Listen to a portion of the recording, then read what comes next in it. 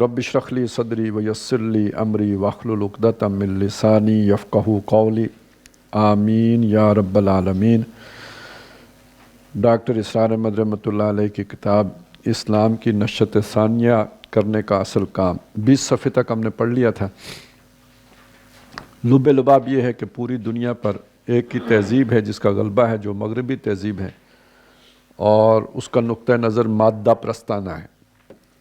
उसका फ़ायदा ये हुआ कि उसका जो समाजी माशी सियासी निज़ाम सामने आया तो उसके रद्द अमल में मुसलमानों को भी ख्याल आया कि हमारा भी कोई समाजी माशी सियासी निज़ाम है, और उसके नतीजे में फिर तलाश किया गया, और तलाश के बाद एक सियासी माशी समाजी इस्लामी निज़ाम का नक्शा सामने आ गया। और इसके लिए मुख्तलिफ़ तहरीकें भी उठ खड़ी हुई, लेकिन ये कि उस वक्त रुब सदी और अब आप कह सकते हैं कि पौन सदी गुज़रने के बाद, आलमोस्ट समझें पूरी सदी गुज़रने के बाद, उनमें से किसी तहरीक को कामयाबी हासिल नहीं हो सकी। तो उस वक्त जो डॉक्टर साहब ने तजिया किया वो ये कि ये एक मुतबादिल निज़ाम देने का ये फ़ायदा तो हुआ कि मुसलमान नौजवानों के अंदर एतमाद पैदा हुआ अपने निज़ाम के हवाले से, लेकिन ये कि कामयाबी इसलिए नहीं मिल सकी कि ये निज़ाम बर्पा करने के लिए हकीकी ईमान दरकार होता है। अब मैं बिल्कुल सादा अल्फाज में आपको बता रहा हूँ, जिसका मतलब क्या है कि इस वक्त जो मुसलमान मौजूद हैं ये कानूनी मुसलमान हैं। कानूनी मुसलमान इसके लिए कफ़ायत नहीं करते, ज़रूरत पूरी नहीं करते, इसके लिए हकीकी ईमान दरकार है। और वो ईमान जो आगे उन्होंने मज़ीद तशरीह की कि उसके लिए मुख्तलिफ़ तहरीकें चली हैं, लेकिन वो जो माशरे की इंटेलेक्चुअल माइनॉरिटी, यानी ये कि जो ज़हीन दानिश्वर लोग होते हैं जिनकी माशरे के अंदर वही हैसियत होती है जो इंसानी जिस्म के अंदर दिमाग की होती है। मुक्का आप हाथ से मारते हैं लेकिन ये है कि आर्डर दिमाग करता है, चलते आप पाँव से हैं लेकिन ये कि उसके लिए भी हुक्म जो है वो दिमाग जारी करता है। तो इसी तरह माशरे की मुख्तलिफ़ इकाइयाँ होती हैं, बड़े बड़े ताकतवर लोग होते हैं, वहाँ से हिट करते हैं जहाँ से पता भी नहीं लगता, लेकिन उनको रुख देने वाले, उनको मोटिवेशन देने वाले, उनको लेके चलने वाले वो दानिश्वर तबका होता है जो सामने नज़र नहीं आता। तो वो ईमान जब तक उस दानिश्वर तबके में नहीं पैदा होता, माशरे का रुख तब्दील नहीं हो सकता। ये यहाँ तक हमने पढ़ लिया था। अब इसकी रोशनी में वो अगली बात ये करते हैं कि करने का अब असल काम क्या है। यानी ये हमने ये भी तो देख लिया कि मसला क्या है, मसले का जो है ना तशख़ीस हो गई, तशख़ीस के बाद हम इस जगह तक भी पहुंच गए कि इसका इलाज ये इलाज करने के लिए हमें क्या इक़दामात करने पड़ेंगे, यहाँ से हम शुरू करने का असल काम। और यहाँ असल को रख लीजिए बुनियादी काम।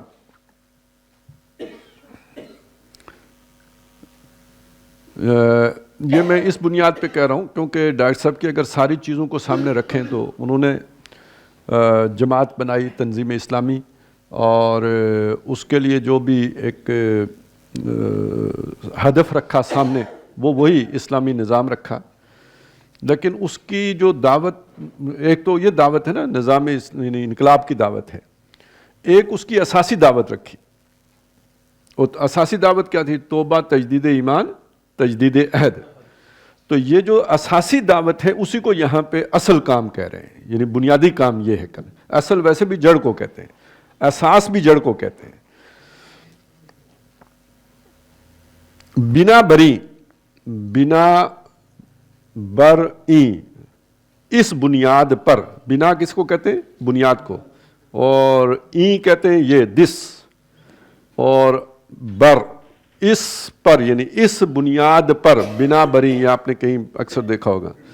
दर आ हाल के, अंदरी हालात, इस तरह के, मतलब इस पीछे ये पूरा जो है ना तमीद बांध के तो फिर आगे जो है ना इस तरह का जुमरा मिलता है। तो यहाँ पे बिना बरी यानी इस बुनियाद पर, ये जो पीछे बयान हुआ है, बिना बरी वक्त की अहम तरीन ज़रूरत यह है कि एक ज़बरदस्त इल्मी तहरीक ऐसी उठे। अब ज़रा यहाँ से बहुत तवज्जो से पढ़ने की ज़रूरत है, इसलिए कि डॉक्टर साहब ने एक कुरान एकेडमी बनाई, डॉक्टर साहब ने एक इस्लामी यूनिवर्सिटी का नहीं, कुरान यूनिवर्सिटी का तस्वुर दिया। इसी तहरीर में आगे आ जाएगा। कुरान एकेडमी मौजूद है और अब कुरान यूनिवर्सिटी के लिए वसाइल जमा हो रहे हैं। چندوں کی اپیلیں آل اوور دا ورلڈ جو ہے وہ علم نشرخ ہو رہی ہیں، ٹھیک ہے نا، لیکن اصل میں تو یہ کوئی بلڈنگ بنانے کا تو ڈاکٹر صاحب کا دعویٰ نہیں تھا. جس مقصد کے لیے اس کو آپ یہاں سے پہلے سمجھ لیں کہ وہ ڈاکٹر صاحب کے پیش نظر اکیڈمی بنانے کے حوالے سے پیش نظر کیا تھا اور قرآن یونیورسٹی بنانے کے حوالے سے پیش نظر کیا ہے.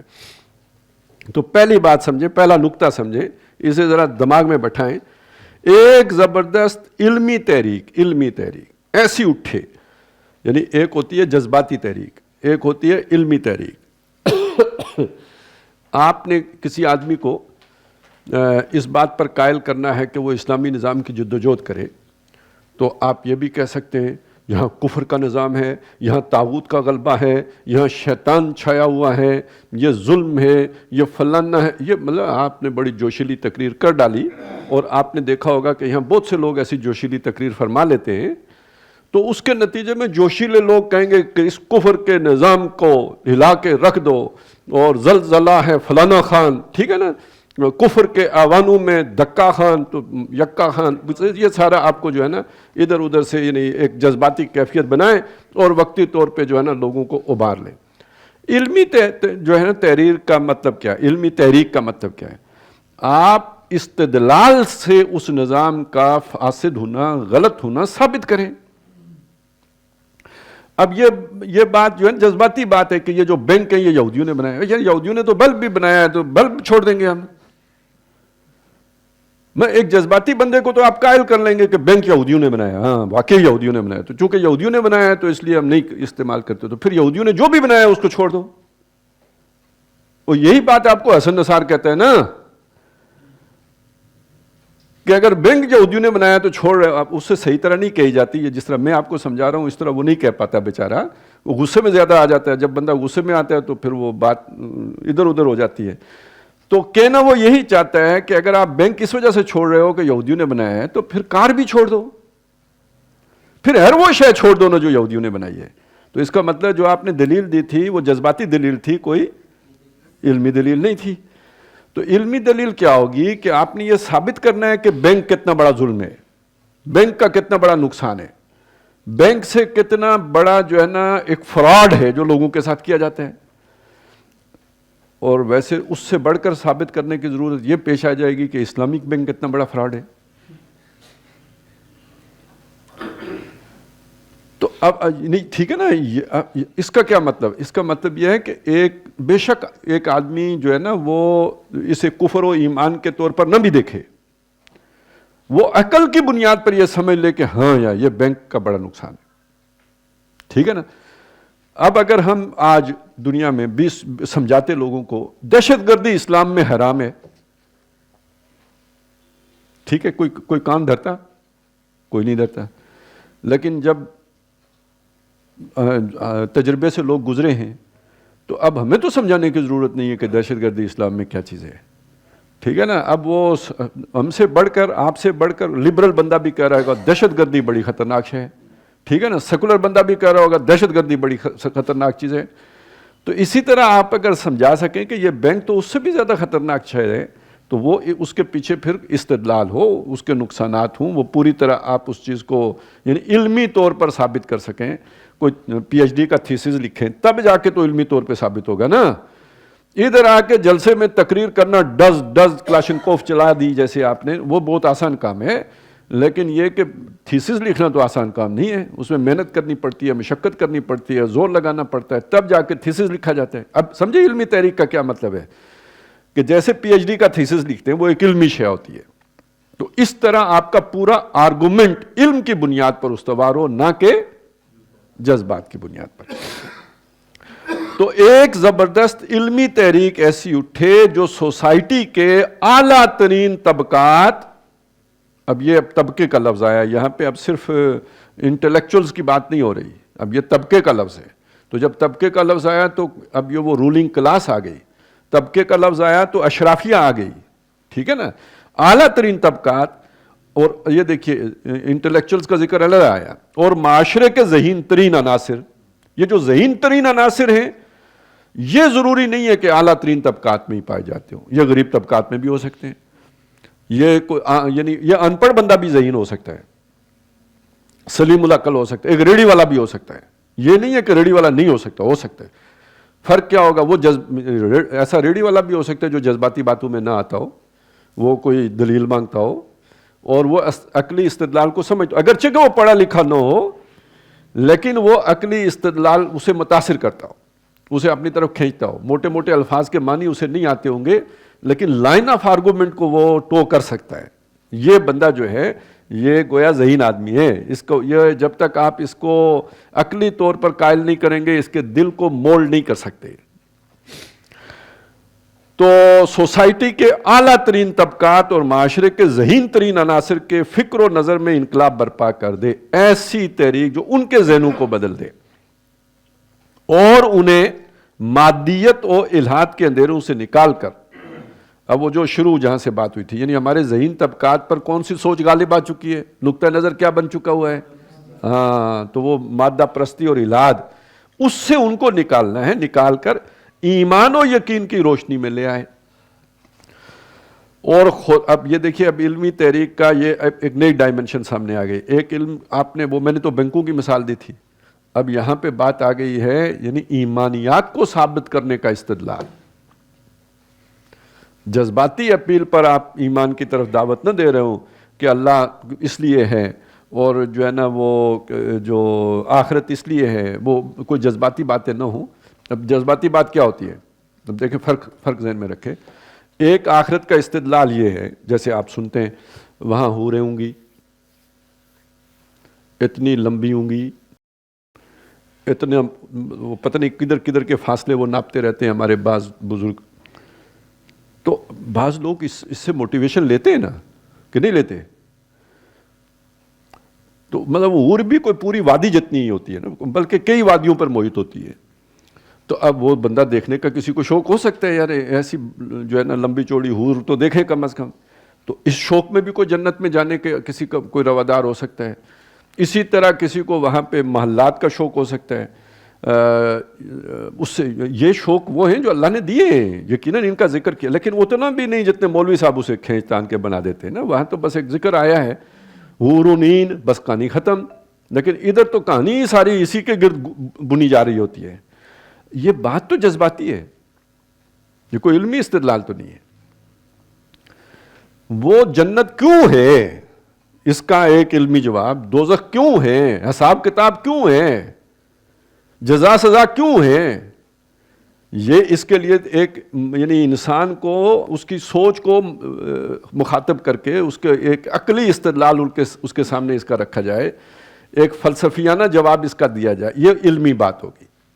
اسی پر قیاس کر لیجئے وحی کی ضرورت کیوں ہے، اس کا علمی استدلال کیا ہے اور اس کی کڑیاں کیا ہیں. یہ فرشتہ، کتاب، نبی، یہ ایک وحی کی کڑیاں ہیں نا. اللہ کی وحی ہے، فرشتہ لے کے آتا ہے، کتاب کی صورت میں لاتا ہے، انسان رسول کے پاس پہنچا دیتا ہے. تو یہ تینوں کڑیاں وحی کی ہیں. اچھا اس کی کیا اہمیت ہے، کیوں ہے، اس کا ایک علمی استدلال. اللہ تعالیٰ کا وجود کے اس بات کے لیے آپ کے پاس کیا جو ہے نا دلائل ہیں. یہ وہ ساری چیزیں جیسے آپ ایمان کی علمی دعوت کہیں گے. باقی تو ساری جو عام طور پہ جو باتیں کی جاتی ہیں وہ ساری جذباتی باتیں ہیں. وہ جذباتی باتیں عامت الناس کو تو متاثر کر لیتی ہیں، لیکن یہ کہ وہ جو خواص ہے ان پر ان کا کوئی اثر نہیں ہوتا ہے. اچھا جی، انہیں مادیت و الحاد کے اندھیروں سے نکال کر ایمان و یقین کی روشنی میں لے آئے اور خدا پرستی اور خود شناسی کی دولت سے مالا مال کر دے.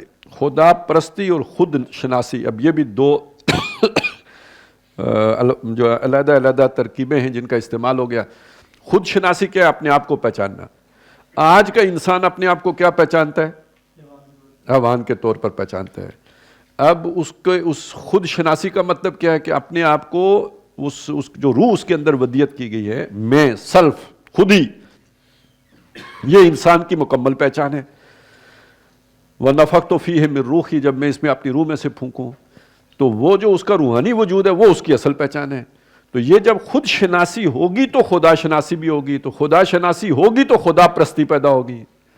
انسان اگر اپنے آپ کو حیوانی سمجھتا رہے گا تو کبھی بھی خدا پرستی ثابت نہیں کی طرف وہ نہیں جا سکتا. اسی لیے وہ جو صوفیاء کے یہاں ایک قول ملتا ہے نا، من عرف نفسہ فقد عرف ربہ، جو اپنے آپ کو پہچان جائے گا وہ اپنے رب کو بھی پہچان لے گا.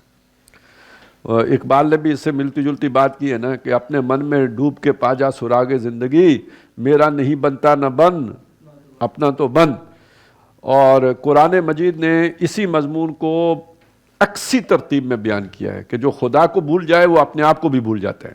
وَلَا تَكُونُوا كَالَّذِينَ نَسُوا اللَّهَ، ان لوگوں کی طرح نہ ہو جانا کہ جو اللہ کو بھول بیٹھے۔ فَأَنْسَاهُمْ أَنفُسَهُمْ، اللہ نے انہیں اپنا آپ بلا دیا۔ اب آپ دیکھیے اپنا آپ بھولا ہوا، جب قرآن نازل ہوا تو کون لوگ تھے؟ ابو جہل تھا نا، ابو لہب تھا، یا ادھر مدینے میں یہودی تھے، تو وہ وہی تھے نا جو جن کے بارے میں یہ آ رہا ہے کہ وہ اپنے آپ سے غافل ہو گئے۔ تو کیا وہ اپنے پیٹ سے غافل تھے؟ اپنے جسم سے غافل تھے؟ اپنے جسمانی تقاضوں سے غافل تھے؟ نہیں۔ تو پھر یہ اپنے آپ سے غافل ہونے کا کیا مطلب؟ وہی اپنی خودی سے غافل ہونا، اپنی اس روحانی وجود سے غافل ہونا، اس کے اندر وہ جو ملاکوتی روح پھونکی گئی ہے اس سے غافل ہونا۔ تو جب انسان اس سے غافل ہو گیا تو پھر اللہ سے غافل ہو گیا، اور اللہ سے غافل ہوا تو اس سے غافل ہو گیا۔ تو یہ دونوں باتیں یعنی صحیح ہو گئی۔ تو یہ سمجھ لیجئے خدا پرستی کب پیدا ہوتی ہے؟ جب خود شناسی انسان کو حاصل ہو جائے، اور خدا شناسی کے نتیجے میں خود شناسی حاصل ہوتی ہے۔ دونوں باتیں ٹھیک ہے۔ تو روشنی لے آئے، اسے کہتے ہیں لازم و ملزوم، ایک چیز ہوگی تو دوسری لازمی ہو جائے گی۔ اور خدا پرستی و خود شناسی کی دولت سے مالا مال کر دے، خالص علمی سطح پر۔ اب دیکھیے آ گیا پھر علمی سطح، خالص علمی سطح، پیور ریزننگ، اس میں کوئی جذباتیت کا کوئی دخل نہ ہو، پیور ریزننگ۔ خالص علمی سطح پر اسلامی اعتقادات کے مدلل اثبات۔ اعتقادات کیا ہوتے ہیں؟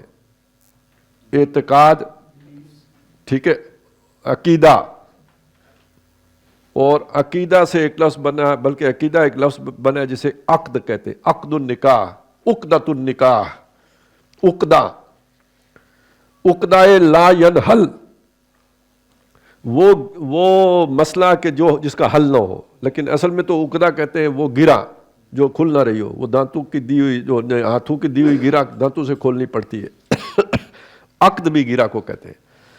عقیدہ اسی سے بنا ہے، وہ گرہ یعنی وہ نظریہ جس کے ساتھ آپ کا عمل جڑا ہوا ہے، سمجھ آئی نا؟ عقیدہ وہ گانٹھ جس کے ساتھ آپ کا عمل جڑا ہوا ہے، یعنی وہ نظریہ جو جس کے تابع آپ کا عمل ہوتا ہے، اسی کی جمع آ گئی اعتقادات یعنی ایمانیات۔ ٹھیک ہو گیا؟ تو اسلامی اعتقادات کے مدلل یعنی دلائل کے ساتھ اس بات اس کو ثابت کرنا، اور الحاد و مادہ پرستی کے پرزور ابطال، ابطال باطل ثابت کرنا، یعنی جو مادہ پرستی ہے اور الحاد جو ٹیڑھ پن ہے، کجی ہے، اس کو اس کا زوردار ابطال دلائل سے کرنا۔ میں کفر کے فتووں سے نہیں کرنا، استدلال سے کرنا۔ اور استدلال یہ نہیں ہو سکتا کہ امام ذہبی نے اسے کفر قرار دیا ہے، اور یہ بھی کوئی استدلال نہیں ہے کہ امام ابو حنیفہ نے اسے کفر قرار دیا ہے، کیونکہ جو آپ کے مخاطب ہیں وہ آپ کے امام صاحب کو نہیں، امام صاحب بیچارے کیا چیزیں، وہ ان کے خدا کو بھی نہیں مانتے، تو آپ نے انہیں عقلی طور پر قائل کرنا ہے، کیونکہ وہ اپنی عقل شریف کو ہی اس وقت کل شے مانے ہوئے ہیں۔ ابھی وہ کون تھا یار، وہ عاشر ابن ارشاد ہے، یہی نام ہے، عاشر ابن ارشاد۔ اس نے کہیں گامدی صاحب کا کوئی لیکچر ہے، اس کی وہ کلپ شیئر کر کے نا، تو اس نے کہا کہ مذہب جو ہے نا یہ جس بنیاد پر کھڑا ہے وہ بنیادی غیر علمی ہے، کیونکہ وہ عقلاً ثابت ہی نہیں ہو سکتی۔ اچھا دیکھیں نا، ایمان تو عقلاً ثابت نہیں ہو سکتا، بات تو ٹھیک ہے، اس نے اس کو کہہ دیا کہ یہ بنیادی وہ ہے۔ تو ادھر وہ کوئی پوسٹ تھی تو اس نے مجھے ٹیگ کر دیا کسی نے آ کے، اب کیا کریں ادھر، تو میں نے اسے کہا یار اس کے نام کا جو دوسرا جز ہے نا وہ غیر علمی ہے۔ بھئی یہ بھی تو ثابت نہیں ہو سکتا کہ سچ مچ اسی کا بیٹا ہے، یہ کیا پتہ۔ تو اس اعتبار سے یہ بات سمجھیں، پرزور ابطال بھی تو کرنا پڑتا ہے نا، اب کیا کریں کہ بغیر اس مہم کا سر ہونا محال ہے۔ ساتھ ہی یہ بھی واضح، اچھا میں اصل میں یہ کہنا چاہ رہا تھا کہ یہاں جب ایمانی کے اوپر اس طرح کے سوال ہیں کہ ان کو آپ وہ کہہ رہے ہوں کہ یہ غیر علمی ہے سارا، اچھا وہ اور کہا بھی کس کو جا رہا ہے؟ غامدی صاحب کو، جن کو جن سے اپنے بھی خفا بیگانے بھی ناخوش والے، یعنی یہ تو ثابت ہو گیا نا بیگانے بھی ناخوش ہو گئے، تو اپنے تو پہلے ہی سے خفا ہے۔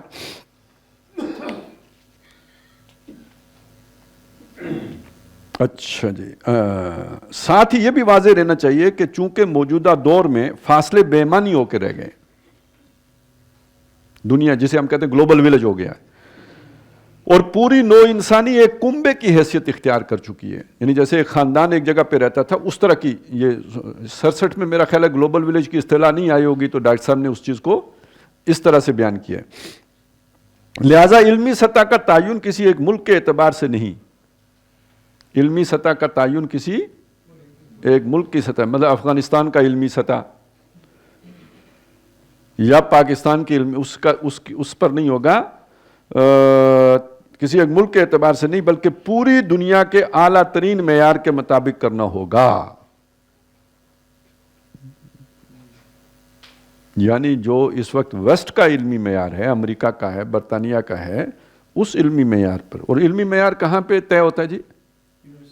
ہاں، یہ مطلب ہالی ووڈ بالی ووڈ کی بات نہیں ہو رہی ہے، ٹھیک ہے نا، یہ یونیورسٹیز کی بات ہو رہی ہے۔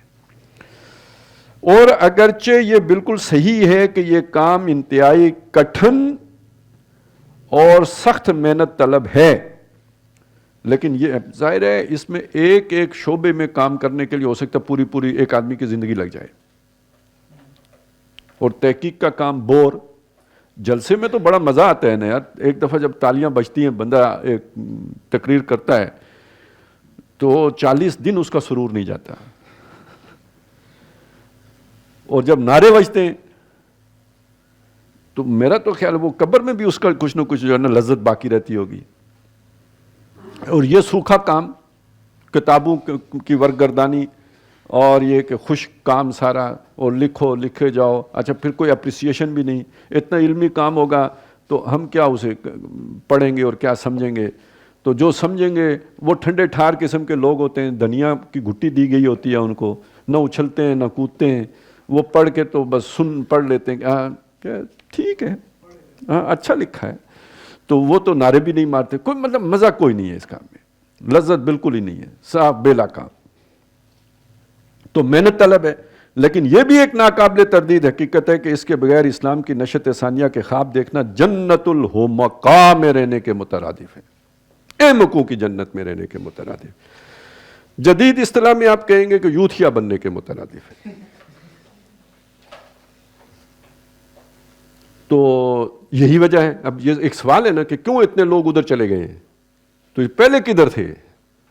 جو اس علمی کام کے بغیر انقلاب کا جو ہے نا وہ امید لگا کے بیٹھے تھے، وہ تو پہلے بھی ادھر ہی تھے، صرف اب یہ ہوا ہے کہ وہ مقناطیس پھری ہے اس برادے کے اندر، تو وہ اس میں جتنا بھی یہ حمقات تھے وہ سارے ایک جگہ پہ جمع ہو گئے۔ اس سے پہلے کوئی الخبیثات للخبیثین تھا، تو الاحمق للاحمقین یا الاحمق للحمقاء، ٹھیک ہے نا، تو اب یہ ہو گیا ہے بس، اور کچھ کوئی خاص فرق نہیں پڑا۔ یہ پہلے ہی سے یہ تھا کہ یہ انقلاب اس کے بغیر نہیں آ سکتا جب تک کہ آپ نے اپنے جو نظریہ ہے اس کا علمی طور پر حق ہونا، اور جو ایگزسٹنگ سسٹم ہے اس کا علمی طور پر باطل ہونا ثابت نہ کر دیں۔ پیش نظر علمی تحریک کے لیے، اچھا یہ تو اب ایک نقطہ ہو گیا نا کہ آپ نے علمی ابطال کرنا ہے اور علمی احقاق کرنا ہے، آپ کا جو نظام ہے اس کو حق ثابت کرنا ہے، اور جو موجود نظام ہے اس کو باطل ثابت کرنا ہے، اور آپ کا نظام چونکہ ایمان پر کھڑا ہے لہذا پہلے ایمان کو بھی ثابت کرنا ہے۔ وہ کھڑا ہے مادہ پرستی پر، تو مادہ پرستی تو خود ثابت ہے، اسے تو ثابت کرنے کی ضرورت نہیں۔ آپ کا نظام مادہ پرستی پر نہیں کھڑا، وہ کھڑا ہے ایمان پر، تو آپ کو ایمان بھی ثابت کرنا پڑے گا، نہیں تو ابن کی بات بالکل، ابن ارشاد کی بات ٹھیک ہو جائے گی کہ آپ کا تو مقدمہ ہی غیر علمی ہے، تو پہلے آپ کو اپنا مقدمہ علمی ثابت کرنا پڑے گا، اور جب آپ مقدمہ علمی ثابت کر لیں گے، علمی طور پر مقدمہ ثابت کر لیں گے، تو پھر اس کی بنیاد پر آپ اس نظام کا یعنی درست ثابت ہونا اس کے لیے استدلال کریں گے۔ یہ ہے وہ علمی تحریک جو شروع ہونی چاہیے۔ ذرا اس کو ٹرانسلیٹ کر لیجئے، میرا خیال ہے آگے بڑھنے سے پہلے ذرا اس کو سمجھ لیں۔ تو نعرے مارنا پہلے ہے یا یہ کام کرنا پہلے ہے؟ ہاں، اور منظم فوجی ڈسپلن والی جماعت بنانا پہلے ہے یا یہ کام پہلے ہے؟ ہاں جی، اور یہ کہ حکمرانوں سے مطالبہ کرنا کہ اسلام نافذ کر دو، نہیں تو ہم دھرنا دینے آ رہے ہیں، وہ پہلے ہے یا یہ کام پہلے ہے؟ ہاں جی، تو یہ ہے اصل میں، اس کو بالکل اچھی طرح سمجھ لیجئے کہ ڈاکٹر صاحب کی کم از کم جو سوچ یہاں پہ سامنے آ رہی ہے، تو اگر ڈاکٹر صاحب نے کچھ اور باتیں آپ کے خیال میں غلط کی ہیں تو پھر یہ بھی کہہ دیں یہ بھی غلطی بات ہے، تو پھر تو ٹھیک ہو جائے گا. لیکن آپ سمجھتے ہیں کہ ہم 100% ڈاکٹر صاحب کی فکر پر ہیں، تو پھر یہ نعرے مارنے سے پہلے، حیا کی تحریک چلانے سے پہلے کم از کم اتنی حیا تو کر لینی چاہیے کہ اس کے لیے علمی استدلال پہلے بہم پہنچا لیا جائے. تو باقی جھجک بندے کی اگر ختم ہو جائے تو پھر بندہ جو مرضی کرتا پھرے. پیش نظر علمی تحریک کے لیے سب سے پہلے ایسے ذہین اور باصلاحیت نوجوانوں کو تلاش کرنا ہوگا. ذہین اور باصلاحیت نوجوانوں کو، ریٹائرڈ ملازمین کی بات نہیں ہو رہی ہے، جن میں علم کی ایک شدید پیاس فطری طور پر موجود ہو. اب ان کی ذہانت کی علامت کیا ہوگی؟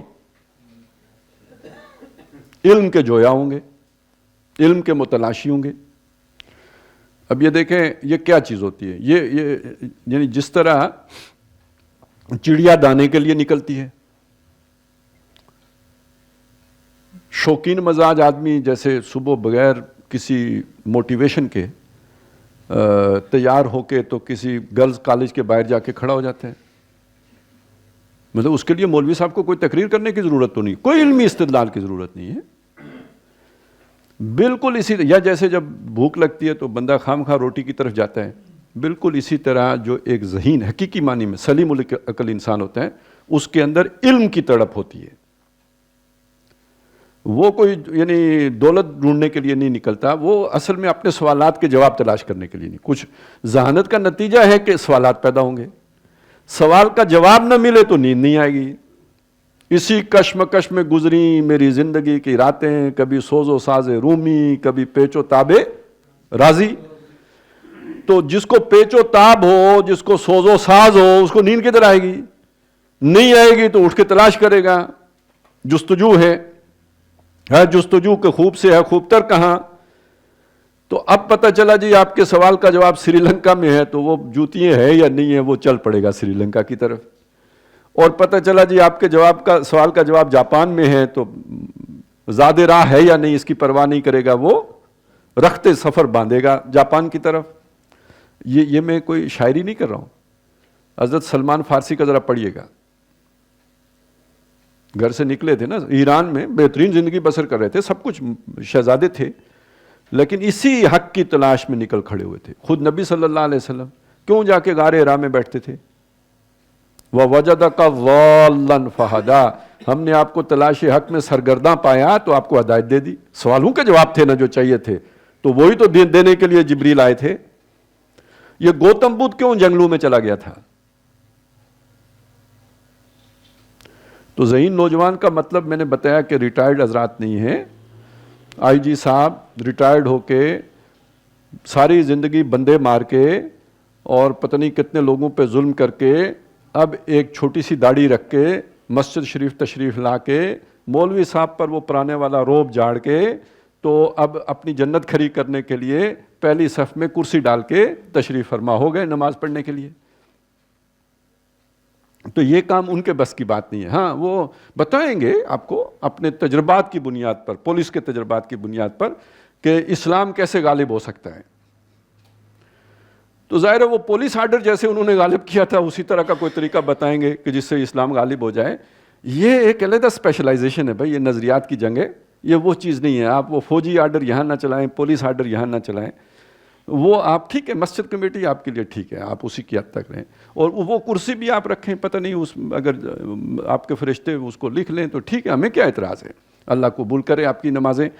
لیکن مسئلہ یہ ہے کہ یار ادھر آ کے آپ کو نہیں پتہ نا، آپ نے ساری زندگی کہیں اور کھپا دی ہے، عمر تو ساری کٹی عشق بتا میں مومن، اب آخر وقت میں کیا خاک مسلمان ہوں گے. تو بس اگر جنت مل جائے تو بڑی بات ہے، تو چھوڑیں آپ، اسلام آپ کی مسئلہ نہیں ہے۔ تو اس کے بعد آ گئے نوجوانوں میں سے کچھ وہ ہوتے ہیں کہ جو سوچتے بہت ہیں کرتے کم ہیں، جو سوچتے بہت ہیں کرتے کم ہیں، ان کو کوئی اپنی جیسا جہاز قسم کا لیڈر مل جاتا ہے اور وہ اس کے پیچھے چل پڑتے ہیں۔ اب جن کی شخصیتوں کے اندر وہ نہیں ہوتا، دورا پن نہیں ہوتا، دوری شخصیتوں کے مالک نہیں ہوتے، جو سوچتے ہیں اس کی تلاش کرتے ہیں، محنت کرتے ہیں، اس کے لیے بھاگ دوڑ کرتے ہیں، اس کے لیے سفر کرتے ہیں، وہ گوتم بدھ، وہ سلمان فارسی، یہ نوجوان ہیں جن کی بات ہو رہی ہے۔ ہر نوجوان کی بات نہیں ہو رہی، اور ہر ذہین نوجوان کی بات بھی نہیں ہو رہی۔ ہر ذہین نوجوان کی بات، وہ ذہین نوجوان کہ جس کی ذہانت کے پیچھے اس کی محنت بھی ہے، جو سوال کھڑا ہوا اس کا چرسیانہ جواب اس نے نہیں تلاش کیا۔ ہر سوال کا ایک چرسیانہ جواب بھی ہوتا ہے، جو کہیں مطلب وہ افلاطون کی جو ہے نا ریاست، مثالی ریاست سے تعلق رکھتا ہے، اس کا عملی زندگی کے ساتھ کوئی تعلق نہیں ہوتا، وہ حکیمانہ جواب نہیں ہوتا۔ اسی لیے ان کو جہاز کہتے ہیں نا۔ جہاز کیوں کہتے ہیں؟ کہ آپ کی سوچ گئی 40,000 فٹ کی بلندی پہ، وہاں جا کے اس نے ایک حل تلاش کیا، اب اس کا زمین سے کوئی تعلق نہیں ہے، 40,000 فٹ بلندی سے اس کا تعلق ہے، تو یہ ایک جہازی قسم کا خیال آ گیا اس کو، تو وہ خود کیا ہوا؟ جہاز۔ تو جہاز دو طرح سے بندہ بنتا ہے، ایک ویسے ہی تصور و تخیل میں اونچی پرواز کر جائے، اور دوسرا یہ کہ لگے دم مٹے غم، تو اس کیفیت میں بھی بندہ بہت اونچی اس کی اڑان ہوتی ہے، تو اس لیے وہ جہاز ہوتا ہے۔ تو جہازی سوچ بھی ہوتی ہے، اطمینان اس سے بھی مل جاتا ہے، وہ ڈسیپشن ہوتی ہے، وہ دھوکہ ہوتا ہے، کیونکہ وہ زمینی حل نہیں ہوتا، وہ آسمانی حل ہے جو اس نے پیش کیا ہوا ہے۔ وہ چلیں آپ کو ایک مثال دے دوں، ہمارا ایک جاننے والے، مطلب مجھ سے ایک آدھ کلاس پیچھے تھا، بڑا ذہین لڑکا تھا، لیکن ذہانت کی مصیبت یہ ہے کہ اگر علم برابر نہ ہو تو پھر بندہ دائیں بائیں ہوتا ہے۔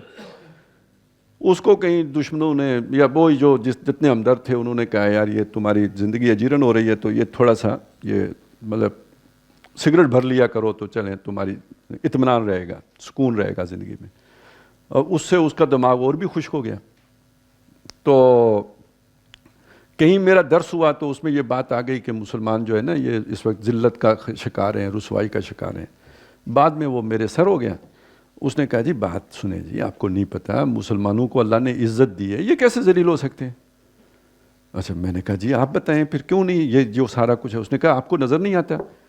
یہ دیکھیں نا، یہ میرے پاس گاڑی ہے، یہ کس نے بنائی ہے؟ یہ جاپانی گاڑی ہے، انہوں نے محنت کی ہے، ہاتھ پاؤں انہوں نے کالے کیے ہیں، چلا میں رہا ہوں۔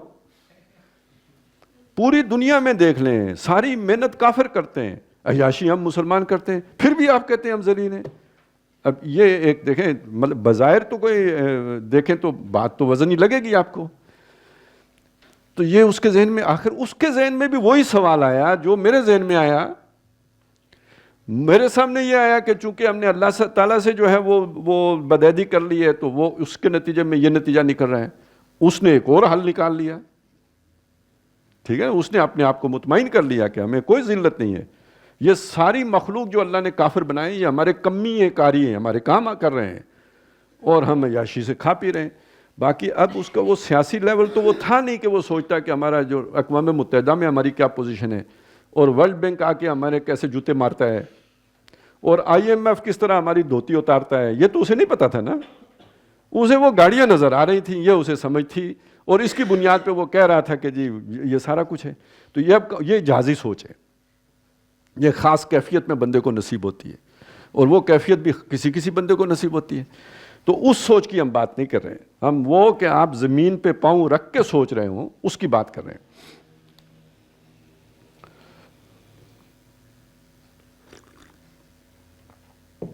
تو جن میں علم کی ایک شدید پیاس فطری طور پر موجود ہو، جن کے قلوب مضطرب اور روحیں بے چین ہوں،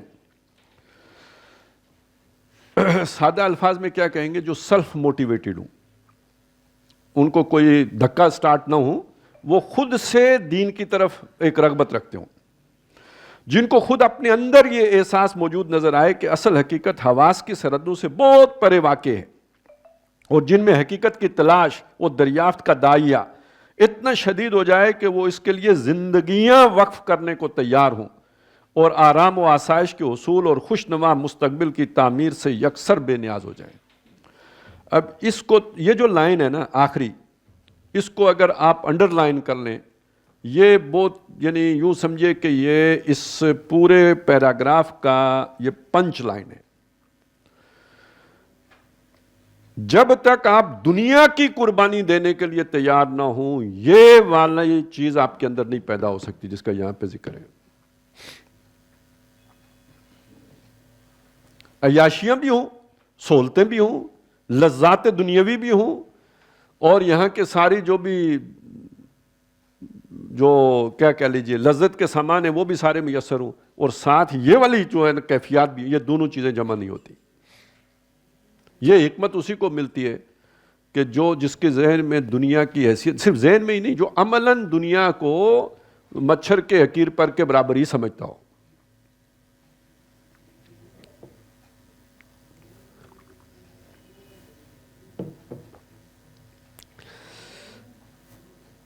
ایک کیفیت اور بھی ہوتی ہے، چلیں یہاں اس کا بھی میں ذکر کر دوں، کیونکہ انہی جملوں سے بعض لوگوں نے وہ چیز بھی لے لی ہے، پکڑ لی ہے۔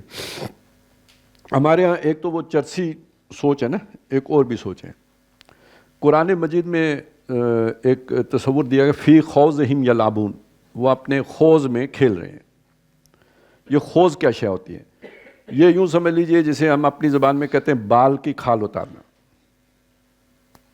کوئی بھی بات ہوتی ہے، اس بات کی بہت گہرائی میں اترنا، اور اس کی بال کی کھال، بال کتنا ہوتا ہے جس کی کھال ہو، یعنی یہ فضول قسم کی بحث کو آگے بڑھانا۔ یہ ہمارے لوکل ادھر جو ہے نا، یہ پوٹھواری میں اس کے لیے ایک اور محاورہ بھی ہے، مکھیوں کے پتے کاٹنا۔ مکھی کے پتے کاٹنا، اور یعنی ایک بات ہے مکھی جتنی بات سے بھی پتا نکال لینا، ٹھیک ہے جی، اور پھر پتے کا بھی شاید آپریشن کرنا۔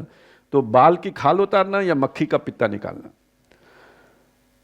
یہ جو ہمارے شاعر قسم کے لوگ ہوتے ہیں نا، یہ اکثر یہی کام کرتے ہیں، بال کی کھال اتارنے کا کام کرتے ہیں یا مکھی کا پتا نکالنے کا کام کرتے ہیں۔ اسی لیے قرآن مجید نے کہا نا، یہ جو شاعر یہ جو کچھ کہتے ہیں وہ کرتے نہیں۔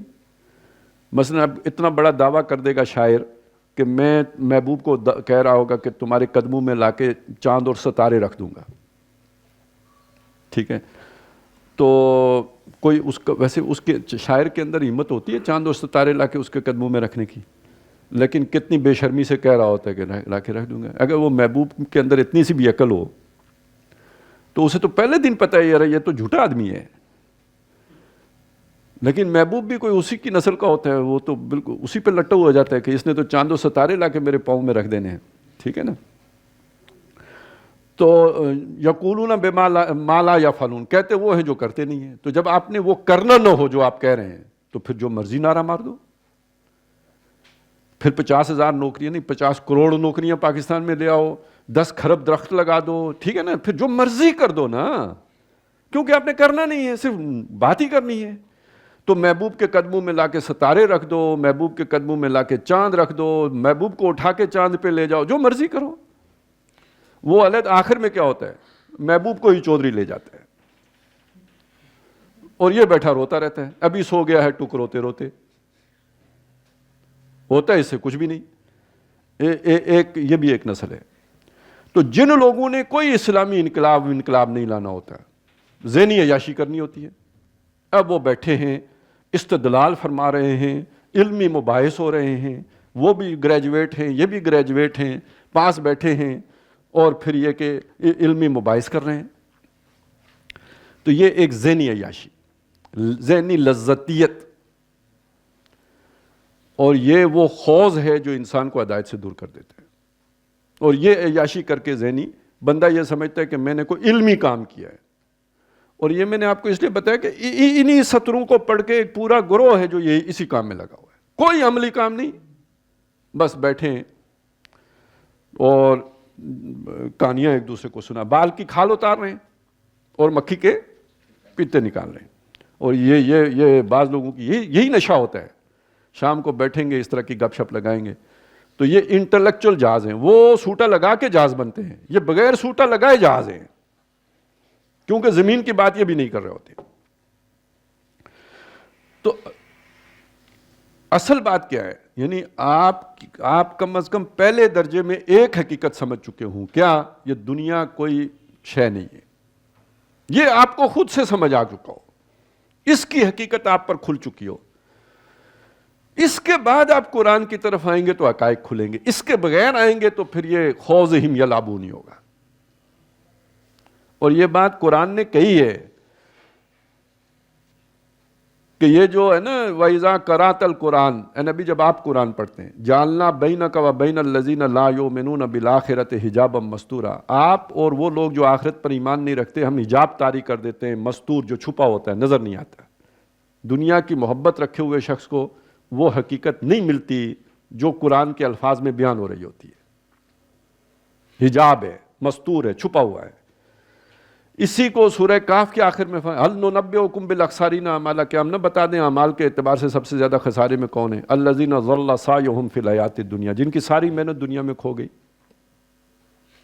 تو یہ بات اب سمجھ لیجئے، ایسے نوجوانوں کو اب دیکھیے، یہ پہلے تو یہ نوجوان تلاش کرنے، یعنی جو دنیا کی حقیقت سے واقف ہو چکے ہوں، ذہین ہوں پہلی بات، اور نمبر دو دنیا کی حقیقت سے اپنی اس ذہانت کے بنیاد پر واقف ہو چکے ہوں۔ ایسے نوجوانوں کو اولاً انسان کی آج تک کی سوچ بچار کا مکمل جائزہ لینا ہوگا۔ سوچ بچار کا، یہ اکاؤنٹنٹ بنانے کی بات نہیں ہو رہی ہے، یہ کوئی کمپیوٹر سافٹ ویئر کا انجینئر بنانے کی بات نہیں ہو رہی ہے۔ سوچ بچار، وہ کون سے سوچ بچار کدھر ہوتی ہے؟ سوشل سائنسز میں ہوتی ہے۔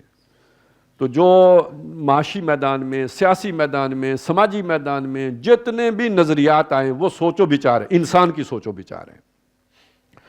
اور اس کے لیے ضروری ہوگا کہ وہ انسانی فکر کی پوری تاریخ کا گہرا مطالعہ کریں، موٹا موٹا نہیں، گہرا مطالعہ کریں۔ تاریخ کہاں سے شروع ہوگی؟ اس آج کی پوری سوچ کی یونان سے شروع ہوگی۔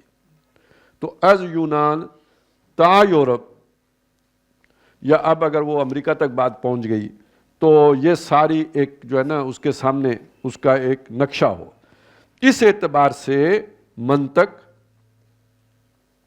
لاجک، ما وراء الطبیعات، میٹا فزکس، یعنی وہ علوم کہ جو یعنی فلسفہ، یعنی جو فزکس سے اوپر کے علوم ہیں۔ نفسیات، اب ایک نفسیات وہ ہے جو کلینکل سائیکالوجی، وہ نہیں، جو نظری اور علمی نفسیات ہے جو انسان کے نفس سے بحث کرتی ہے۔ اخلاقیات، یہ وہ والے اخلاق نہیں ہے، اخلاق حسنہ والی اخلاقیات نہیں ہے، یہ ایتھکس، مورالٹی، اس سے متعلق بات ہے۔ اور روحانیات، جادو والی روحانیت نہیں، روحانیات، اب یہ روحانیات سے کیا، جو صوفیاء نے جو چیزیں زیر بحث لائی ہیں، جو آپ کو کیا وہ کشف المحجوب ہے، کیا کتاب ہے، ہاں، اور غنیت الطالبین ہے، اور کیا ہے وہ فصوص الحکم ہے کہ کیا ہے، نہیں پتہ، وہ کسی کو پتہ ہے؟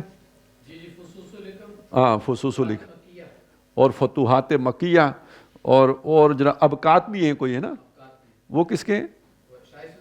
شاہ اسماعیل کے ہیں، اور بھی ابکات کے وزن پہ کچھ اور بھی ہے۔ چلو جی، ٹھیک ہو گیا نا، یہ روحانیات ہیں جی۔ مکتوبات بھی ہیں،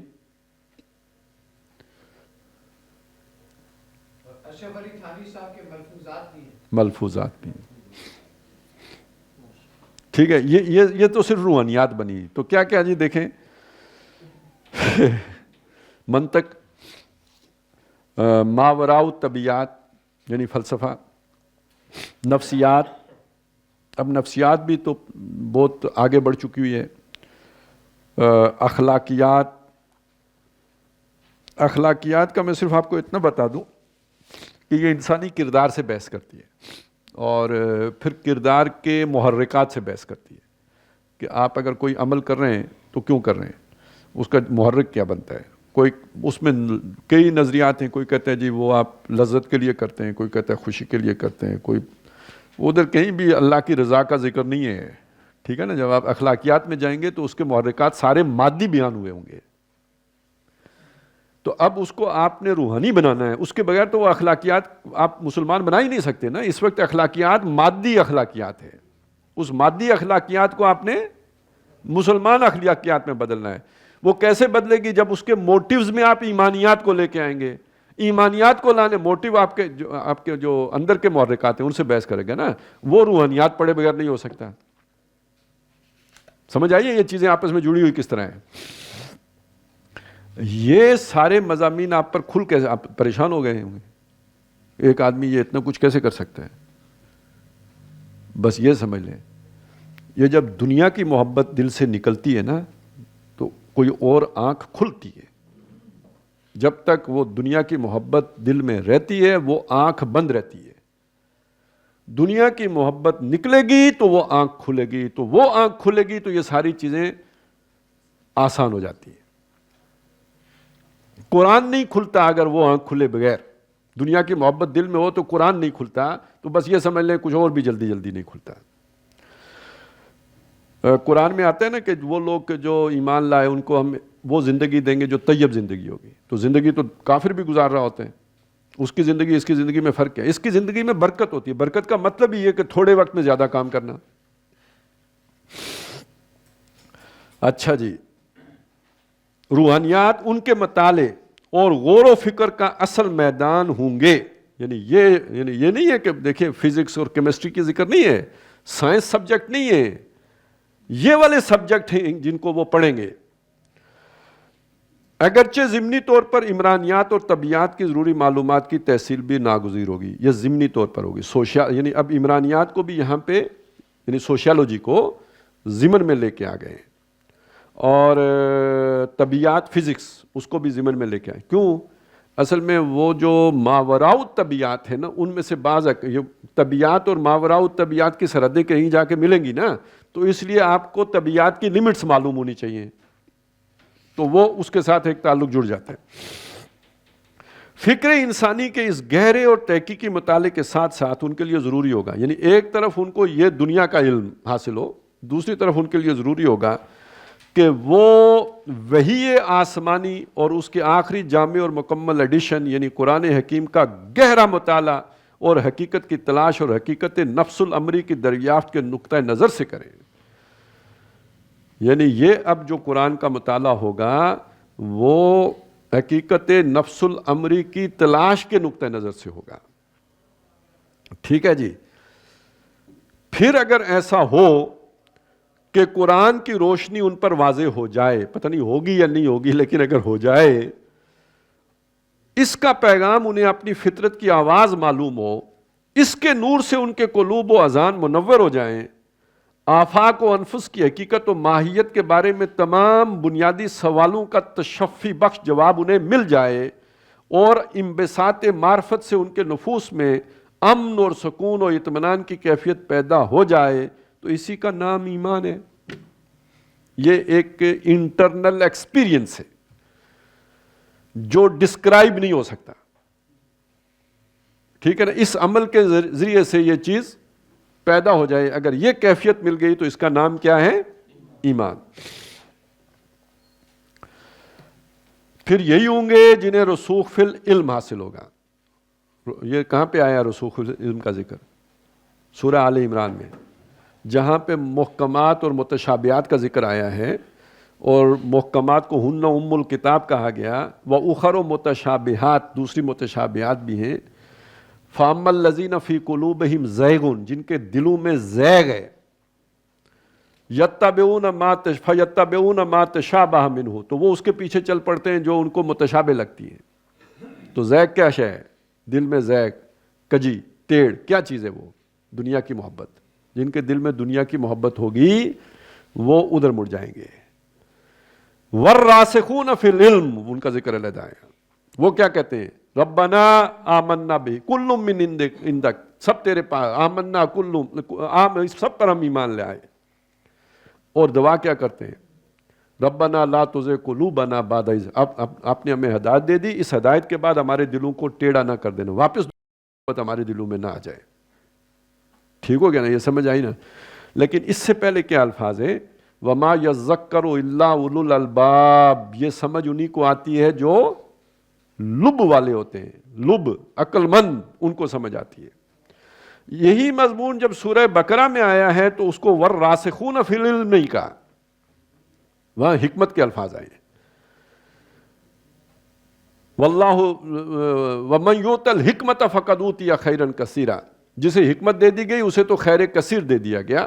وما یذکر الا اولو الالباب، نصیحت نہیں پکڑتے مگر وہی جو اولو الالباب ہوں۔ تو یہاں پہ بھی اولو الالباب، وہاں پہ بھی اولو الالباب، یہاں اولو الالباب کے ساتھ والراسخون فی العلم، وہاں اولو الالباب کے ساتھ حکمہ، اور یہاں پہ زیغ کا لفظ آیا، وہاں پہ جو مضمون ہے وہ کیا ہے؟ انفاق کا مضمون ہے۔ انفاق، اللہ کی راہ میں مال خرچ کرنا، لگانا اور کھپانا اور لٹانا، دو رکوع ہیں پورے، اس کے بیچ میں حکمت کا مضمون آیا۔ تو اگر مال اللہ کی راہ میں لٹانے کی بجائے مال کو جمع کرنے کا جو ہے نا شوق ہو، یہ زیغ ہے۔ سمجھ آ گئی بات کی؟ قرآن مجید کی جو جوڑا جوڑا صورتیں ہوتی ہیں، وہاں پر ایک مضمون کا اگر ایک رخ ایک صورت میں بیان کیا گیا ہو تو دوسرا رخ جو ہے وہ دوسری صورت میں بیان ہوتا ہے۔ تو یہاں پہ جسے زیغ کہا گیا وہ کیا ہے؟ وہاں پہ اس کو الٹ کہا گیا کہ مال اللہ کی راہ میں جو خرچ کرتے ہیں ان کو حکمت ملتی ہے۔ یہاں کہا گیا کہ جن کے دل میں زیغ ہوتا ہے وہ متشابہات کے پیچھے، یعنی ان کو حکمت نہیں ملتی، وہ راسخون فی العلم نہیں ہوتے۔ تو اب یہ تو کلیئر ہو گیا نا کہ دنیا کی محبت دل سے نکلتی ہے تو حکمت ملتی ہے، اور دنیا کی محبت دل سے نکلتی ہے تو راسخون فی العلم کی کیفیت حاصل ہوتی ہے، اور دنیا کی محبت دل سے نکلتی ہے تو قرآن کا صحیح فہم حاصل ہوتا ہے، پھر بندہ متشابہات کے پیچھے نہیں جاتا۔ ٹھیک ہے نا؟ یہ اب ذہن میں رکھ لیں۔ پھر یہی ہوں گے جنہیں رسوخ فی العلم حاصل ہوگا، جن کا علم ذہنی و اخلاقی آوارگی کے بجائے، اب دیکھیے ذہنی آوارگی کیا ہے؟ نہیں، ذہنی آوارگی ایک تو یہ ہے نا غلط نتیجے نکالنا، وہ جو ہے نا وہ متشابہات کے پیچھے چلنا، ٹیڑھے فلسفے نکالنا، یہ بھی تو قرآن سے لوگ کر رہے ہیں نا، ایک تو یہ بھی ہے ذہنی آوارگی ہے یہ۔ لیکن وہ فی خوضہم یلعبون، وہ بھی تو ذہنی آوارگی ہے نا، بے عملی، مطلب گپ شپ تو ہے، وہ عمل کوئی بھی نہیں ہے۔ اخلاقی آوارگی، جتنے یعنی اخلاقی طور پر کرپٹ ذہین لوگ ہوتے ہیں نا، اتنی موٹی عقل والا بندہ نہیں ہوتا، کیونکہ ان کو تو ہیلے بانے بھی آتے ہیں، طور طریقے بھی آتے ہیں، جو شیطان کو بھی نہیں آتے یہ اس کو بھی سکھا سے دیکھتے ہیں کہ بھئی آگے تو انج کرنا۔ یہ تو فلم ڈائریکٹر ہوتے ہیں نا، ان کی جو تخیل کی پرواز ہے تو وہ تو شیطان سے بھی اوپر جاتی ہے۔ اب جب یہ الٹا سوچیں گے، دیکھیں نا انسان ہے تو اشرف المخلوقات نا، تو فیکلٹیز اس کی شیطان سے بہتر ہیں، تو جب یہ شیطان بنے گا تو شیطان تو اس کو سجدہ ٹھوکے گا،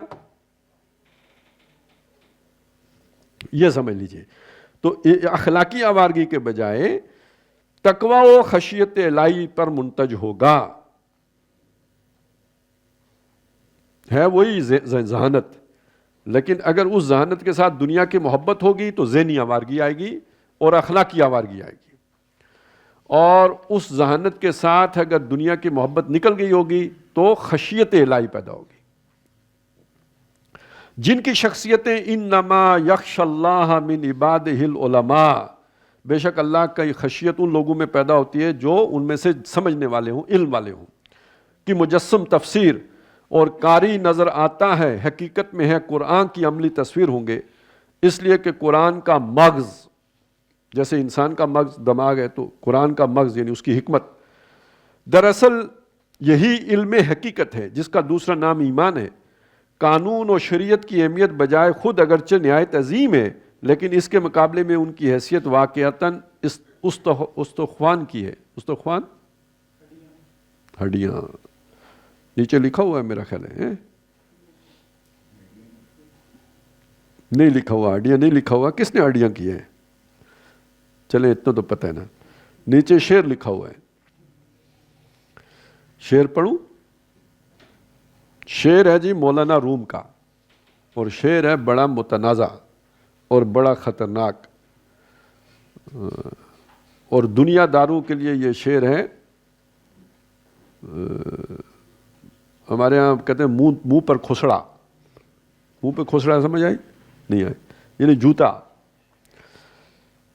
کہتے ماز قرآن مغز ہاں برداشتیم.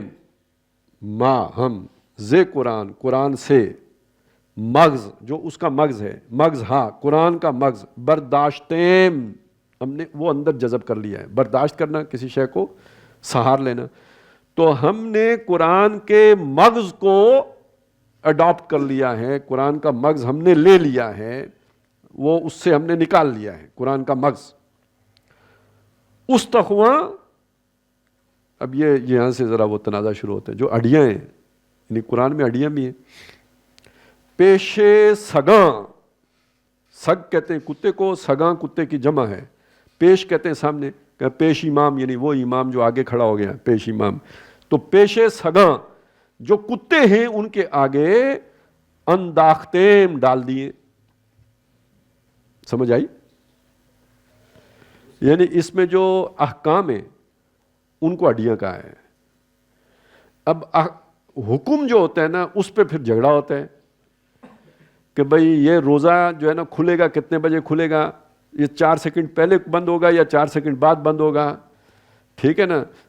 رفع یدین ہوگا یا نہیں ہوگا، امین بالجہر ہوگا یا جو ہے نا وہ دل میں کہیں گے، فاتح خلف امام. یہ سارے جھگڑے والی باتیں ہیں. تو اب ہڈیوں پہ کون لڑتا ہے؟ تو اس لیے یہ متنازع شعر ہے. سمجھ آئیے؟ ہاں.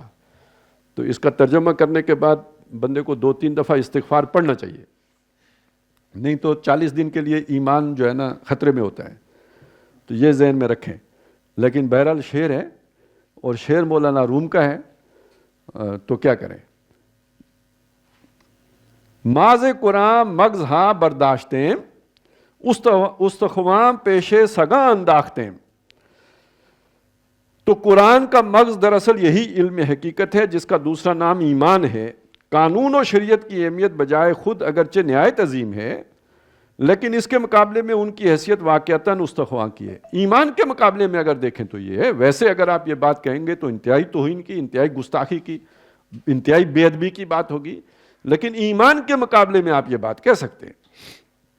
اور حقیقت یہ ہے کہ اس کیفیت ایمانی کی تحصیل کے بغیر، اب یہ ہے جو وہ بات پھر وہ پنچ لائن آ رہی ہے، اگر کسی آدمی میں یہ والا ایمان نہ پیدا ہو، اس کیفیت ایمانی کی تحصیل کے بغیر قرآن کے بیان کردہ قانون و شریعت پر غور و فکر بالکل بیکار ہے. کیوں؟ اس سے آپ مچھلی پکڑنے کے طریقے نکالیں گے. سمجھے؟ کیونکہ دنیا آپ نے نہیں چھوڑنی ہے. کہیں گے اضطرار ہے، مجبوری ہے. مجبوری ہے تو پھر خنزیر کھانا بھی مجبوری میں جائز ہوتے ہیں. الا من اضطر غیر باغ ولا عاد. آپ آنے دیں دجال کو، دیکھیں سارے رزق کے وسائل کس کے پاس ہوں گے؟ حدیث میں ہے نا، کس کے پاس ہوں گے؟ دجال کے پاس. کس کو دے گا؟ جو اسے رب مانے گا. اب ادھر یہ ہے کہ دیکھیں جب آپ کو مجبور کر دیا جائے، الا من کرہا، سوائے جس کو مجبور کر دیا جائے، اکرہا. اب جس کو مجبور کر دیا گیا اس کو تو چھوٹ دی گئی ہے، وہ کلمہ کفر بھی کہہ سکتا ہے. قرآن میں ہے کیا؟ قرآن میں ہے کیا؟ جو مجبور ہو جائے وہ کلمہ کفر بھی کہہ سکتے ہیں. اب آپ بھوک سے مر رہے ہیں، مجبور ہیں کہ نہیں ہیں؟ تو دجال کو تھوڑی دیر کے لیے رب مان لینے میں کیا حرج ہے؟ تھلے لاؤ مور جامعہ فلانیہ خانیہ کی اور فتویٰ ایشوڈ. دجال آئے گا تو یہ فتوے آپ دیکھیں گے آگے پیچھے ہر طرف گھوم رہے ہوں گے. جب آپ دنیا نہیں چھوڑ سکتے تو مجبوری کس شے کا نام ہے؟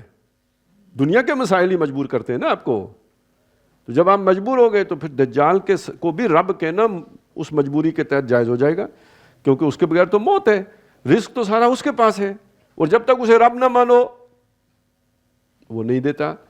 تو کل مجبوری میں کلمہ کفر کہنا تو ثابت ہے نا جائز ہے.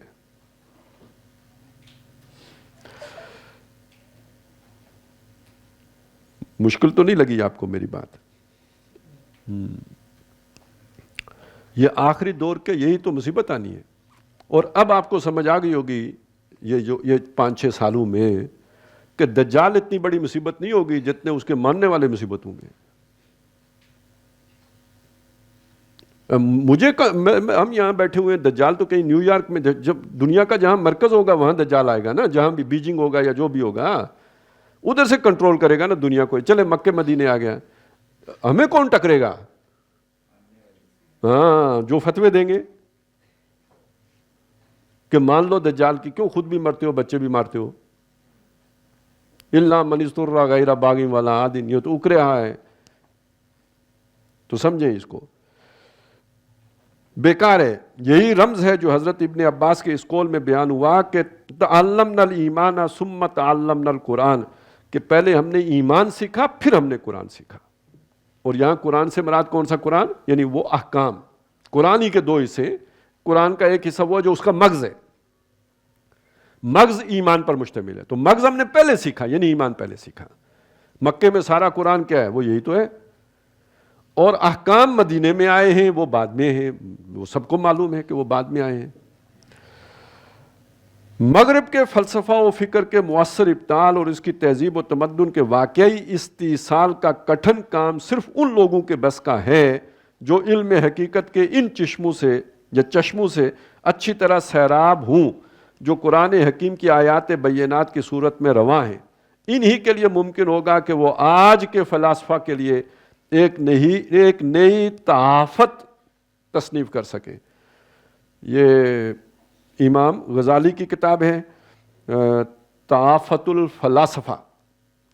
وہ اس دور کے جو فلسفی تھے نا یونانی، اور ان کے زیر اثر جو فلسفی تھے ان کا انہوں نے توڑ کیا تھا اس میں. اور آج کے منطقیین پر از سر نو رد کر سکیں. یہ رد المنطقیین امام ابن تیمیہ کی کتاب تھی، لیکن وہ منطق استخراجی تھی. آج کی منطق استقرائی ہے. وہ سارا جو فلسفہ تھا وہ قیاسی تھا، آج کا فلسفہ سائنسی ہے. اور فی الجملہ الحاد و مادہ پرستی کے اس سیلاب کا رخ پھیر دیں جو تقریباً 2 صدیوں سے ذہن انسانی کو بہائے لیے چلا جا رہا ہے. اس تخریب کے ساتھ، یعنی یہ تخریب یعنی اس کو باطل ثابت کرنے کی تخریب ہے نا، یہ جو منفی کام ہے تو اسے تخریب کہا. اس تخریب کے ساتھ انہیں جدید علم کلام کی تاسیس کا مثبت کام بھی کرنا ہوگا. پرانا علم کلام کام نہیں آئے گا، جدید علم کلام کی تاسیس کرنی ہوگی. علم کلام کیا چیز ہے؟ ایک سائنسی حقائق ہے، یا یوں سمجھیے آپ کی عقل کی پہنچ جہاں تک ہوئی ہے. یہ آپ کے حواس خمسہ جہاں تک پہنچ سکتے تھے وہاں تک آپ پہنچ گئے، اس کے آگے بلاک ہو گیا، اب آگے نظر نہیں آتا. خوردبین بھی لگائی اور نہیں دکھتا، دوربین بھی لگائی مزید نہیں دکھتا. اس سے اوپر کی خبریں آپ کے پاس آئی ہیں مگر علم وحی سے آئی ہیں. وہ اب عقل کی سمجھ میں نہیں آئیں گی، وہ اس سے اوپر، کیونکہ وہ تو اس کی ریچ ہی وہاں تک نہیں ہے. اب ان دونوں کا تھوڑا بہت، یہ دیکھیے یہی متشابہات ہیں. متشابہات کون سی ہیں؟ یہی جو تخیلاتی چیزیں ہیں جو عقل کی فہم میں نہیں آتی، وہی متشابہات ہیں. ان کو کسی نہ کسی ایسے پیرائے میں بیان کرنا کہ عقل کی سمجھ میں آ جائیں، یہ علم کلام ہے. قرآن کے دور کا علم کلام کیا تھا؟ وہ سارے تمثیلات تھی، مثالیں دے کے سمجھا دیا. اللہ نور السماوات مثل نورہ کمشکات، وہ تو سب مثالوں سے کام چل گیا. انسان جب اس کے وہ جو یونانی علم آ گیا تو اب وہ تحافت الفلاسفہ کے بغیر کم نہیں چل سکتا تھا. اب رد المنطقیین کے ساتھ یہ جو بھی ہمارے یہ جو کیا ہے جی، جو ہماری عقائد کی جو ہے نا مختلف سلسلے چلیں تو وہ مرتب ہوئے، یعنی پورا ایک نیا علم کلام. ایک وقت میں مسلمان ائمہ علم کلام یا فلسفے کی بات کو کفر سمجھتے تھے، کوئی اس طرح کی بات کفر کہتے تھے. لیکن جب وہ مسئلے کھڑے ہو گئے تو پھر مسلمانوں نے ہی علم کلام وضع کیا ہے نا اس کا رد کرنے کے لیے. اب وہ علم کلام ہو گیا پرانا، عقل آگے نکل آئی ہے. دیکھیں نا، یعنی 700 سال پہلے عقل اگر یہاں تھی اور وہی وہاں تھی تو وہ اس کا آپ نے ایک جوڑ جوڑا تھا. اب عقل اٹھ کے یہاں آ گئی. اب یہ ایک نیا جوڑ جب تک آپ نہیں جوڑیں گے تو آج کی عقل یہ اس سطح والے جوڑ کو قبول کرنے کے لیے تیار نہیں ہے. تو یہ جو جوڑ ہے اس کو علم کلام کہیں گے, وحی کے ساتھ عقل کا جوڑ جوڑنا. تو کیا کریں گے جی, علم کلام کی تاسیس کا مثبت کام بھی کرنا ہوگا تاکہ ریاضی, طبیعیات, فلکیات, حیاتیات اور نفسیات, یہ دیکھیں یہ سارے وہ علوم ہیں جو انسان کی عقل میں آنے والے ہیں, جو حواس کی گرفت میں آنے والے ہیں, کے میدان میں جن حقائق کی دریافت آج تک ہوئی ہے اور جو اسی حقیقت کلی کی ادنا جزیات ہیں, وہ جو ایمانیات ہیں انہی کی جزیات ہیں یہ, لیکن یہ جوڑ آپ کو جوڑنا ہوگا, کیونکہ جنہوں نے ان کو دریافت کیا ہے نئے حقائق کو, انہوں نے تو ان کے ساتھ جوڑ نہیں جوڑا, وہ انہیں کلیات کے طور پر دیکھ رہے ہیں, جزیات کے طور پر تو نہیں دیکھ رہے. یہ تو آپ نے دکھانا ہے جو اس ایمان کو مانتے ہیں جو قرآن سے آپ کے اندر پیدا ہوا ہے. تو اب آپ نے اس کا ایک عقلی استدلال پیدا کرنا ہے. جن کا مظہر عتم ایمان ہے انہیں اسلامی عقائد کے نظام میں اپنے اپنے مقام پر صحیح طور سے فٹ کیا جا سکے. آج سے 35-40 سال قبل علامہ اقبال مرحوم نے الہیات اسلامیہ کی تشکیل جدید, انگریزی نام کیا تھا اس کا, ان اسلام, ریلیجیس تھاٹ, یعنی وہ مذہبی عقائد, مذہبی نظریات, ظاہر ہے وہ وحی کی بنیاد پر استوار ہوئے ہیں. ان کی کنسٹرکشن پہلے جو ہوئی وہ پہلا علم کلام ہے. اب ریکنسٹرکشن کا اس کا یہ مطلب نہیں ہے کہ نئے اعتقادات بنانے ہیں, یہ غلط معنی ہے جو بھی یہ اس کا معنی لے. نئے اعتقادات نہیں بنانے ہیں, جو اعتقادات ہیں ان کا جو استدلال ہے اس کو ریکنسٹرکٹ کرنا ہے. پہلے والا استدلال اب نہیں چلے گا.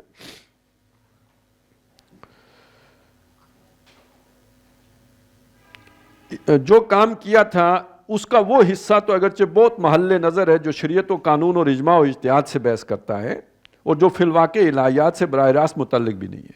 وہ فقہ کا مسئلہ ہے, ادھر علامہ نے جو باتیں کی ہیں وہ ڈاکٹر صاحب اس سے اتفاق نہیں کرتے, اور وہ الہیات سے متعلق بھی نہیں ہے. تاہم اپنے اصل موضوع کے اعتبار سے علامہ مرحوم کی یہ کوشش بڑی فکر انگیز تھی, اور جیسا کہ خود علامہ نے کتاب کے دیباچے میں فرمایا تھا کہ ہو سکتا ہے کہ جیسے جیسے علم آگے بڑھے اور فکر کی نئی راہیں کھلیں, زیر نظر کتاب میں جو خیالات بیان ہوئے ہیں ان کے علاوہ بلکہ ان سے صحیح تر خیالات ظاہر ہوں. ہمارا فرض, یعنی اقبال نے اس چیز کی گنجائش رکھی تھی, لہٰذا ہمارا فرض یہ ہے کہ ہم انسانی فکر کے ارتقاء کا ایک آزاد تنقیدی نقطہ نگاہ سے مسلسل جائزہ لیتے رہیں. اگر انہی خطوط پر کام جاری رہتا اور کچھ باہمت لوگ اس کے لیے اپنی زندگیاں وقف کر دیتے تو ایک بہت وسیع اور قابل قدر کام ہو جاتا. لیکن افسوس کہ خود علامہ مرحوم کے حلقہ اثر میں سے بھی کسی نے اس میدان کو اپنی جولانی اتباع کے لیے منتخب نہیں کیا. وہ اور کاموں میں نکل گئے, اس کام میں کسی نے بھی کوئی حصہ نہیں ڈالا. بہرحال جب تک اس میدان میں واقعی قدر و قیمت رکھنے والا کام ایک قابل ذکر حد تک نہیں ہو جاتا, یہ امید کہ معاشرے کے ذہین طبقات کو مذہب کی طرف راغب کیا جا سکے گا محض سراب کا درجہ رکھتی ہے. الہیات اسلامیہ کی تشکیل جدید کے بعد دوسرا اہم کام یہ ہے کہ حیات دنیاوی کے مختلف پہلوؤں یعنی سیاست و قانون اور معاشرت و معیشت کے باب میں اسلام کی ہدایت اور رہنمائی کو مدلل و مفصل واضح کیا جائے. یعنی وہ جو نظام اجتماعی ہے اب اس کی بحث آ رہی ہے. اس ضمن میں جیسا کہ عرض کیا جا چکا ہے پچھلے 50-60 سال کے عرصے میں خاصا کام مصر اور بر صغیر ہند و پاک میں ہوا ہے, خاصا کام ہوا ہے. خصوصاً جماعت اسلامی اور اخوان المسلمون نے اسلامی نظام حیات اور عدالت الاجتماعیہ فی الاسلام کو تصنیف و تالیف کا مرکزی موضوع بنایا ہے. تاہم اس سارے کام کو بس ایک اچھی ابتدا قرار دیا جا سکتا ہے, اور ادھر کچھ عرصے سے مکھی پر مکھی مار دینے, مکھی پر یہ مطلب نقل اتارنے, آپ کا میں جو ہے نا اس کو جو کا تو کاپی کر دوں, اسے کہتے ہیں مکھی پہ مکھی مارنا. اور تقریباً ایک سی سطح اور ایک سے معیار کی تالیفات مختلف ناموں سے شائع کر دینے کا جو سلسلہ چل نکلا ہے, جو اب خود انجمن کے خدام القرآن میں بھی چل نکلا ہے, اس نے بہت حد تک اس اساسی کام کی اہمیت بھی ختم کر دی ہے جو بجائے خود خاصا قابل قدر تھا. اس ضمن میں یہ بات اچھی طرح سمجھ لینے کی ہے کہ نیم خواندہ یا بقول مولانا، اب یہ وہ ڈاکٹر صاحب پر پھر 1967 والی کیفیات جو ہے نا وہ طاری ہو رہی ہیں، تو جو تنظیم کے حوالے سے مجھ پہ بھی طاری ہو جاتی ہے، نیچرل سی بات ہے، تو وہ ڈاکٹر صاحب پہ بھی طاری ہو رہی ہیں، تو کہتے ہیں کہ سمجھ لینے کی ہے کہ نیم خواندہ یا بقول مولانا اصلاحی، وہ ڈاکٹر صاحب نیم خواندہ کم پڑھے لکھے، آدھے جو نیم حکیم آپ نے سنا ہوگا اور نیم ملا بھی سنا ہے، تو یہ نیم خواندہ یعنی، اور یا بقول مولانا اصلاحی، مولانا اصلاحی نے ایک اور اس کے لیے ٹرم استعمال کی، پڑھے کم لکھے زیادہ، مطلب انہوں نے پڑھا تھوڑا ہے اور لکھا زیادہ ہے۔ صافی حضرات پڑھتے کم ہیں اور لکھتے زیادہ ہیں، اور اب تو خیر اب مولوی حضرات بھی پڑھتے کم ہیں بولتے زیادہ ہیں، تو پڑھے کم لکھے زیادہ، اصل میں یہ طنز پتہ ہے کس پہ ہے؟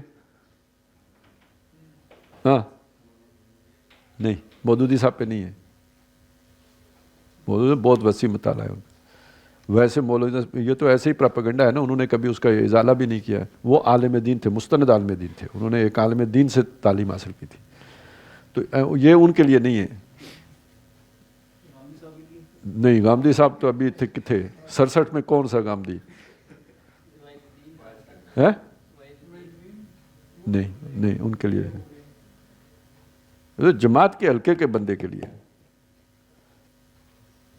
نعیم صدیقی صاحب کے لیے، وہ مطلب وہ ترجمان القرآن کی عدالت بھی ان کے پاس رہی ہے، وہ بڑے اچھا بہت بڑے شاعر بھی تھے، انہوں نے سیرت پہ بھی کتاب لکھی ہے، لیکن اصل میں وہ ان کی جو تعلیم تھی نا وہ ویسے وہ 8ویں تک تھی یا کوئی انڈر میٹرک تھے، لیکن مطالعہ بہت وسیع تھا، تو وہ اب یہ جو ہے نا یہ نہیں ہے کہ انہوں نے پڑھا کچھ نہیں تھا، مطالعہ بہت وسیع تھا، لیکن وہ چونکہ ادھر سے وہ صرف 8ویں تک یا اتنی تعلیم تھی، تو اب یہ ڈاکٹر صاحب کو موقع ملا تو انہوں نے پڑھے کم لکھے زیادہ کر دیا، تو اصل میں ان کی ڈگری کی کمی کی طرف اشارہ ہو رہا ہے۔ اچھا جی، ڈاکٹر صاحب کا بھی بتا دوں، ان کی MBBS کی تو ڈگری ہے ہی ہے نا، اس کے بعد انہوں نے اسلامیات میں MA بھی کیا ہے، اور یہ جو اسلامیات میں MA کیا ہے یہ ایک عالم دین کی نگرانی میں کیا ہے، مولانا منتخب الحسن قادری صاحب، ٹھیک ہے نا، تو یعنی آپ یہ نہیں کہہ سکتے کہ ڈاکٹر صاحب یعنی وہ بے استادے تھے، ایسی بات نہیں ہے، تو لیکن یہ بس یہ ادھر انہوں نے چھٹ ماری ہے، ٹھیک ہے۔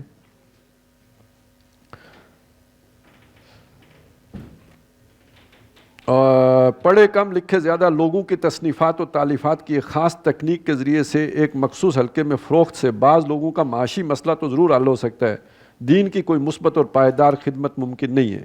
آج کی دنیا میں خصوصاً اعلیٰ ذہنی صلاحیتیں رکھنے والے لوگوں کے پاس اتنا وقت نہیں کہ وہ مسلمہ علمی قابلیت رکھنے والے لوگوں کے سوا کسی مؤلف و مصنف کی جانب التفات کر سکیں، یعنی ڈگری ہونی چاہیے پیچھے تو تبھی پڑھیں گے، تو لہٰذا آپ کوئی PhD ماریں تو اس کے بعد پیچھے ڈاکٹر لگاؤ، آگے بھی کچھ لگاؤ، تو مدظ اللہ العالی ہم لکھ دیں گے ساتھ، تو پھر جو ہے نا کوئی پڑھے گا اسے۔ لہٰذا لازم ہے کہ جو کام بھی کیا جائے وہ معیاری ہو اور کمیت سے زیادہ کیفیت پیش نظر رہے، کمیت اور کیفیت، کوالٹی اور کوانٹٹی، تو کمیت کہیں گے آپ کوانٹٹی کو اور کیفیت کہیں گے کوالٹی کو۔ اس کام کے لیے بھی ظاہر ہے کہ ایک طرف موجودہ دنیا کے مسائل و معاملات کا صحیح فہم اور عمرانیات کے مختلف میدانوں میں جدید رجحانات کا براہ راست علم ضروری ہے، اور دوسری طرف قرآن و سنت میں گہری ممارست لازمی ہے۔ ممارست کیا چیز ہوتی ہے؟ پریکٹس، صحیح لفظ ہے، یعنی صرف پریکٹس نہیں، اس پریکٹس سے جو ایک سینس پیدا ہو جاتی ہے اس کو ممارست کہتے ہیں، جسے رشد بھی کہتے ہیں، اولئک ھم الراشدون۔ تو ایک وہ کہتے ہیں نا کوئی سنیارا تھا، تو وہ جانے لگا کہیں، اسے کہیں باہر جانا تھا، بیرون سفر کرنا تھا، تو اس کا بچہ تھا، اس نے اپنے ایک دوست جو دوسرا سنیارا تھا اسے کہا یار یہ میرا بچہ ہے، اس کو تم کچھ جب تک میں جا رہا ہوں تو اس کو اپنے اس علم سے روشناس کرانا۔ جوہری اس کا دوست تھا تو جوہری کے پاس چھوڑ کے چلا گیا، یہ سنیارا تھا، اس نے جوہری کے پاس چھوڑا،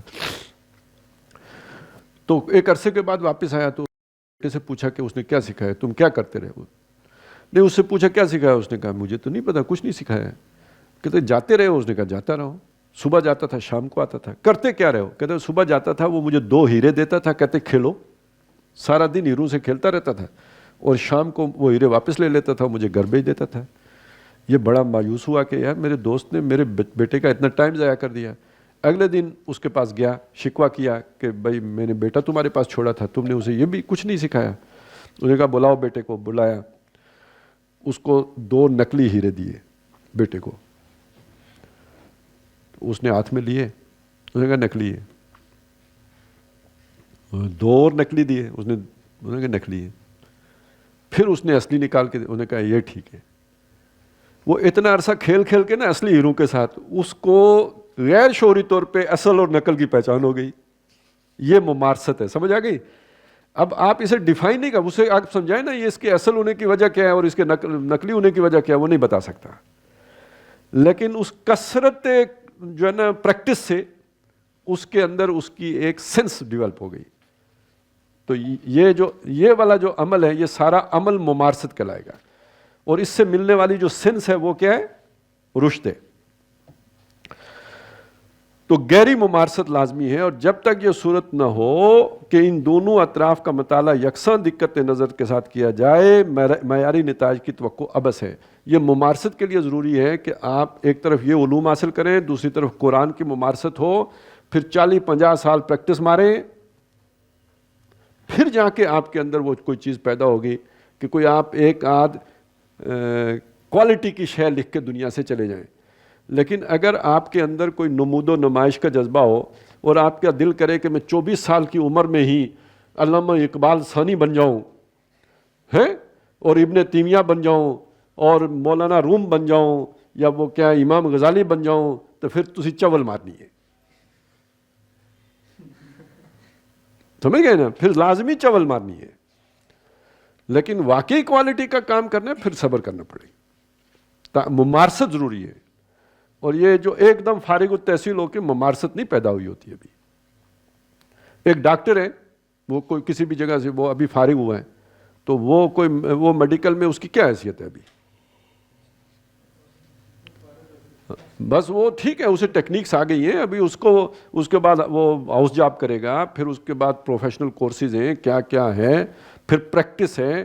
ممارست تو اس پریکٹس سے پیدا ہوگی جو وہ کرے گا. تو اسی طرح ایک اچھے عالم کا بھی سمجھ لیجئے, یہ نہیں کہ وہ بندہ ادھر سے فارغ ہو کے آیا تو وہ اب حکیم ہو گیا ہے. نہیں, وہ ابھی صرف وہ یہ سمجھے اس نے بیسک جو ٹیکنیکس ہے نا علم حاصل کرنے, وہ سیکھی ہے. ابھی اس کے اندر کوئی وہ شے نہیں پیدا ہوئی ہے. تو یہ اتنی جلدی کتاب لکھنے کی نہیں ہوتی. متذکرہ بالا علمی تحریک کے, دیکھیے پہلی بات ہم نے طے کیا تھا کیا جی, ایمان اثر نو پیدا ہو, اور اس کے لیے پھر ذہین سے کون, جو دنیا جن کے اندر وہ اس سے اوپر اٹھ چکے ہوں, وہ اپنی پوری زندگی اس کے لیے لگا دینے کے لیے تیار ہو جائیں. ٹھیک ہے, اور وہ کدھر ممارست پیدا کریں, وہ دنیا کے علوم میں بھی اور دین کے علوم میں بھی ممارست پیدا کریں. اب آگے چلیں. متذکرہ بالا علمی تحریک کے اجرا کے لیے فوری طور پر 2 چیزیں لازمی ہیں. ایک یہ کہ عمومی دعوت و تبلیغ کا ایک ایسا ادارہ قائم ہو جو ایک طرف تو عوام کو تجدید ایمان اور اصلاح اعمال کی دعوت دے, اور جو لوگ اس کی جانب متوجہ ہوں ان کی ذہنی و فکری اور اخلاقی و عملی تربیت کا بندوبست کرے. یعنی یہ جیسے تبلیغی جماعت ہے اس طرح کی ایک تحریک ہو. اور نیچے ڈاکٹر صاحب نے لکھا ہے کہ 75 میں نے اس مقصد کے لیے ایک جماعت بنائی, اس کا نام کیا تھا؟ اب اس کا مقصد بھی سمجھ میں آیا ہے, عوام میں جا کے اس نے کیا کام کرنا ہے, سمجھ آ گیا نا؟ یہ ایمانی کی طرف دعوت دے, اور ساتھ ہی اس علمی کام کی اہمیت ان لوگوں پر واضح کرے. اس علمی کام کی اہمیت, وہ ادارہ کون؟ یعنی تنظیم اسلامی, اس علمی کام کی اہمیت لوگوں کے اوپر واضح کرے جو خلوص اور دردمندی کے ساتھ اسلام کی نشر ثانیہ کے آرزو مند ہیں, اور دوسری طرف ایسے ذہین نوجوان تلاش کرے. دیکھیے لوگوں کے پاس ذہین لوگ تلاش کرنے کون جائے گا؟ یہ جماعت, یہ تنظیم اسلامی جائے گی, یہ جو عوامی تحریک ہے یہ جائے گی, جو پیش نظر علمی کام کے لیے زندگیاں وقف کرنے کو تیار ہوں، جو وہ اسے یہ لوگ ملیں گے، کچھ وہ کارکن ملیں گے جن کو وہ مزید استعمال کرے گی، لیکن یہ جو ذہین لوگ اسے ملیں گے اب ان کو وہ علیحدہ جمع کرے گی، ان کا کام آگے آ رہا ہے، انہوں نے کیا کرنا ہے۔ آج کے دور میں جبکہ مادیت اور دنیا پرستی قلوب و اذان پر مکمل تسلط ہے اور کچھ تو فی الواقع طلب معاش کا مسئلہ اتنا کٹھن ہو گیا ہے کہ اکثر لوگوں کی اپنی ساری صلاحیتیں اور توانائیاں اسی کے حل پر مرکوز کر دینی پڑتی ہیں۔ پھر معاشرے کا عام رجحان یہ ہو گیا ہے کہ ذرا اس سطح سے بلند ہوتا ہے، جو ذرا اس سطح سے بلند ہوتا ہے اس پر معیار زندگی کو بلند تر کرنے کی دھن سوار ہو جاتی ہے۔ آپ گاؤں سے نکلے، شہر آئے، شہر میں نور کالونی آئے، اور نور کالونی میں کچھ دن رہ کے تو آپ کو خیال آیا کہ یار اس سے تو بہتر جو ہے نا یہ کیا ہے، یہ سامنے یہ کیا ہے جی، کون سی ہے، غوری ٹاؤن ہے۔ غوری ٹاؤن میں گھسے پتہ چلا گلبرگ ہے، پتہ چلا بیریا ٹاؤن ہے، تو بیریا ٹاؤن میں پہنچ کے تو پھر خیال آتا ہے یار کوئی جرمنی شرمنی کا ویزا بھی تو ہونا چاہیے نا، پاکستان کے تو مستقبل کا پتہ ہی کھ نہیں، تو کہانی رکے گی کدھر؟ یا جہنم جا کے، کیونکہ یہ سفر تو ادھر غلط طرف ہی جا رہا ہے، ٹھیک ہے نا۔ تو جن پہ یہ دھن سوار ہے وہ کدھر سے یہ کام کریں گے؟ مصیبت یہ ہوتی ہے کہ جو ذہین ہوتے ہیں گھر والوں کو بھی اسی سے امید ہوتی ہے، یہ ایک علیحدہ پرابلم ہے۔ اس قسم کے نوجوانوں کا ملنا بظاہر محال نظر آتا ہے، لیکن اگر حقیقت یہ ہے کہ دنیا سعید روحوں سے کبھی خالی نہیں ہوتی، اور اگر کچھ مخلص اور صاحب عظیمت لوگ ذہنی یکسوئی کے ساتھ اس کام کا بیڑا اٹھا لیں تو انشاءاللہ اسی معاشرے میں بہت سے ذہین اور اعلیٰ صلاحیتوں کے مالک نوجوان ایسے مل جائیں گے جو نبی اکرم صلی اللہ علیہ وسلم کے اس قول مبارک کے خیرکم من تعلم القرآن وعلمہ، اصل میں تعلم القرآن وعلمہ یہ تھا، اپنا لائے عمل بنا کر علم میں قرآن کی تحصیل و اشاعت کے لیے زندگی وقف کر دے۔ یہ بھی واضح رہے کہ اصل ضرورت صرف اس کی ہوتی ہے کہ کسی جذبہ و خیال کے تحت انسان میں داخلی طور پر ایک داعیہ بیدار ہو جائے، پھر یہ داعیہ کام کی راہیں خود پیدا کر لیتا ہے۔ اندر جب وہ آگ لگتی ہے نا پھر بندے کو سکون نہیں لینے دیتی، اور تمام موانع و مشکلات سے خود نمٹ لیتا ہے۔ اب ابا جی سے کیسے نمٹنا ہے یہ وہ خود دیکھے گا، برادری والوں کا کیا کرنا ہے یہ وہ دیکھے گا۔ تو جو آ کے آپ کے پوچھے کہ جی اب میں کون سا بم چلاؤں تو انہیں کچھ نہیں کرنا، اور پوچھے بھی تو انہوں کہو جا بیٹا پھر جو بھی چلے وہی چلا، کیونکہ یہ اب تیرا مسئلہ ہے، اسی سے تو سیکھے گا، اسی سے حکمت ملے گی، اور تمام موانع و مشکلات سے خود نمٹ لیتا ہے۔ لہٰذا ضرورت اس امر کی ہے کہ اس خیال کو عام اور اس کی ضرورت کے احساس کو اجاگر کیا جائے، پھر کوئی وجہ نہیں کہ اس اعلیٰ و عرفہ نصب العین کے لیے کام کرنے والے دستیاب نہ ہو سکے۔ اس خیال کو عام کرنے کی ذمہ داری کس کی آئی؟ یہ جو ابھی ہم نے پڑھا، جماعت کی، جس نے عوام میں جا کے کام کرنا ہے۔ تو ایک جماعت کہے کہ ہم بنے تو اس لیے تھے، ہم ہیں 100% ڈاکٹر اسرار احمد کی فکر پر، لیکن یہ کام تو ہم نہیں کرتے نا، اس کی تو ضرورت نہیں ہے نا۔ یہ تو ہو گیا جناب اس جماعت کا کام۔ اب آگے چلیے، دوسرے یہ کہ ایک قرآن اکیڈمی کے قیام عمل میں لایا جائے۔ اب مصیبت یہ ہوئی کہ ایک بندہ یہاں پہ، جب یہ اکیڈمی کا لفظ آیا نا اس وقت اکیڈمیاں نہیں تھیں، اب ڈاکٹر صاحب نے اکیڈمی بنائی، جب اکیڈمی بن گئی تو اکیڈمی فیشن ہوتا چلا گیا، رواج ہو گیا اکیڈمی۔ اب ادھر آپ کو آگے پیچھے کہیں قرآن اکیڈمیاں مل جائیں گی، ادھر جا کے پوچھیں جی کیا پڑھاتے ہیں آپ، تو پتہ چلے گا جی کہ وہ ناظرہ پڑھاتے ہیں۔ ہے کیا جی؟ Quran academy, online Quran academy ہے۔ اچھا آپ کو گاؤں میں ملیں گے جامعہ فلانا، جامعہ اصل میں یونیورسٹی کو کہتے ہیں، کلیہ کالج کو کہتے ہیں، مدرسہ جو ہے نا یہ جو ہائی اسکول، یہ مدرسہ ہے، ہائی اسکول کو مدرسہ کہتے ہیں، کالج کو کلیہ کہتے ہیں، اور جامعہ جہاں پہ تمام علوم پڑھائے جاتے ہوں یونیورسٹی جسے کہتے ہیں، جیسے جامعہ پنجاب ہے، سمجھ آئے نا۔ ادھر ناظرے والا کو وہ مدرسہ کھول کے کہتے ہیں جامعہ علومیہ قرآنیہ، سارا کے وہ لکھ دیں گے اس کے اوپر، پتہ انہیں بھی نہیں ہوتا کہ کیا لکھ رہے ہیں۔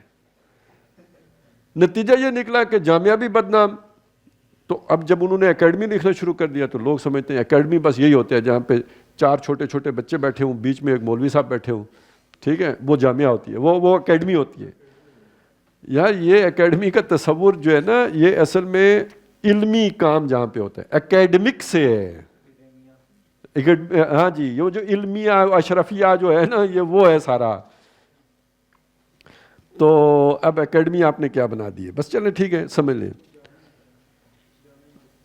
جو ایک طرف، اچھا یہ جو آ گئی ہے نا اس اکیڈمی کی تشریح، یہ کیا کرے گی؟ جو ایک طرف علوم قرآنی کی عمومی نشر و اشاعت کا بندوبست کرے تاکہ قرآن کا نور عام ہو اور اس کی عظمت لوگوں پر آشکار ہو، اور دوسری طرف ایسے نوجوانوں کی تعلیم و تربیت کا اہتمام کرے جو بیک وقت علوم جدیدہ سے بہرہ ہوں اور قرآن کے علم و حکمت سے بھی براہ راست آگاہ ہوں، تاکہ متذکرہ بالا علمی کامل کے لیے راہ ہموار ہو سکے. نوجوان وہ تلاش کون کریں گا؟ جماعت کرے گی. ان کو تعلیم کون دے گا؟ قرآن اکیڈمی دے گی. اور کس چیز کی تعلیم دے گی؟ ایک طرف کس کی، دوسری طرف کس کی؟ ہاں جی، ایک طرف علوم جدیدہ سے بھی بہرہ ہوں اور قرآن کے علم و حکمت سے بھی براہ راست آگاہ ہوں. اور قرآن کا علم و حکمت کیا ہے؟ وہ جو ایمان کے مباحث ہیں، اور ایمان کے مباحث کو آپ نے جہاں تک عقل پہنچ چکی ہے اس کے ساتھ جوڑنا ہے. تو اب جو ڈاکٹر صاحب نے اپنی زندگی میں اس کی کوشش کی تھی وہ ہے تصور. اب ظاہر ہے ہمارے جو عام علماء ہیں انہوں نے جو علوم حاصل کیے ہیں اس میں علم کلام ہے، لیکن وہ علم کلام کس دور کا ہے؟ اس دور میں جو انسان کے علم کی سطح تھی اس کو جو وحی کے ساتھ جوڑا گیا تھا اس سطح کا ہے. اب پچھلے 50 سال میں یہ انسانی عقل کدھر پہنچ گئی ہے یار. ٹھیک ہے، اچھا یہ پچھلے 100 سال میں کتنا فرق واقع ہو چکا ہے. تو اس کا مطلب 100 سال پہلے بھی کوئی علم کلام بنا ہوتا ہے نا تو آج بوسیدہ ہو چکا ہوتا ہے، کیونکہ آج کی عقل اس سے اوپر جا چکی تھی. وہی تو ادھر ہی ہے، لیکن یہ جو عقل اوپر جائے گی وہی کو اس کے ساتھ آپ نے جوڑتے جانا ہے.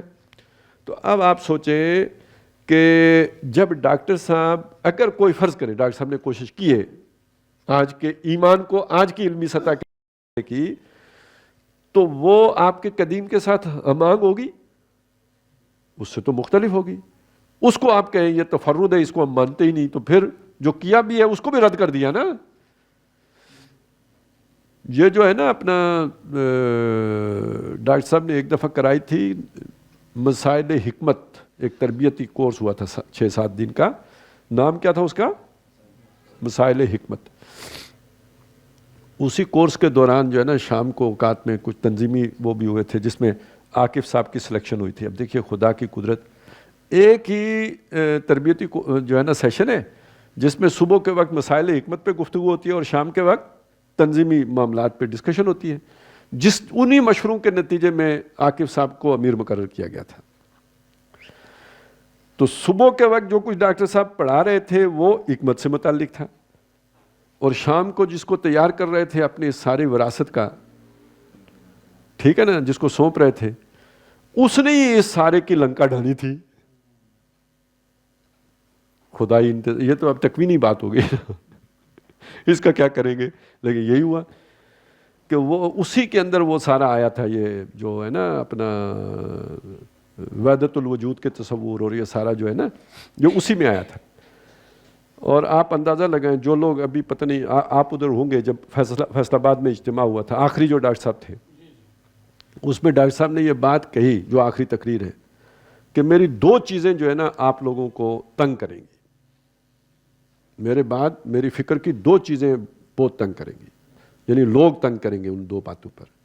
ایک انہوں نے کہا تھا یہ جو میرا وحدت الوجود کا جو نظریہ ہے، اور دوسرا انہوں نے کہا تھا یہ جو ڈارون جو ارتقاء کے حوالے سے جو میں نے باتیں کی ہیں، یہ ان 2 باتوں پہ لوگ آپ کو بہت تنگ کریں گے.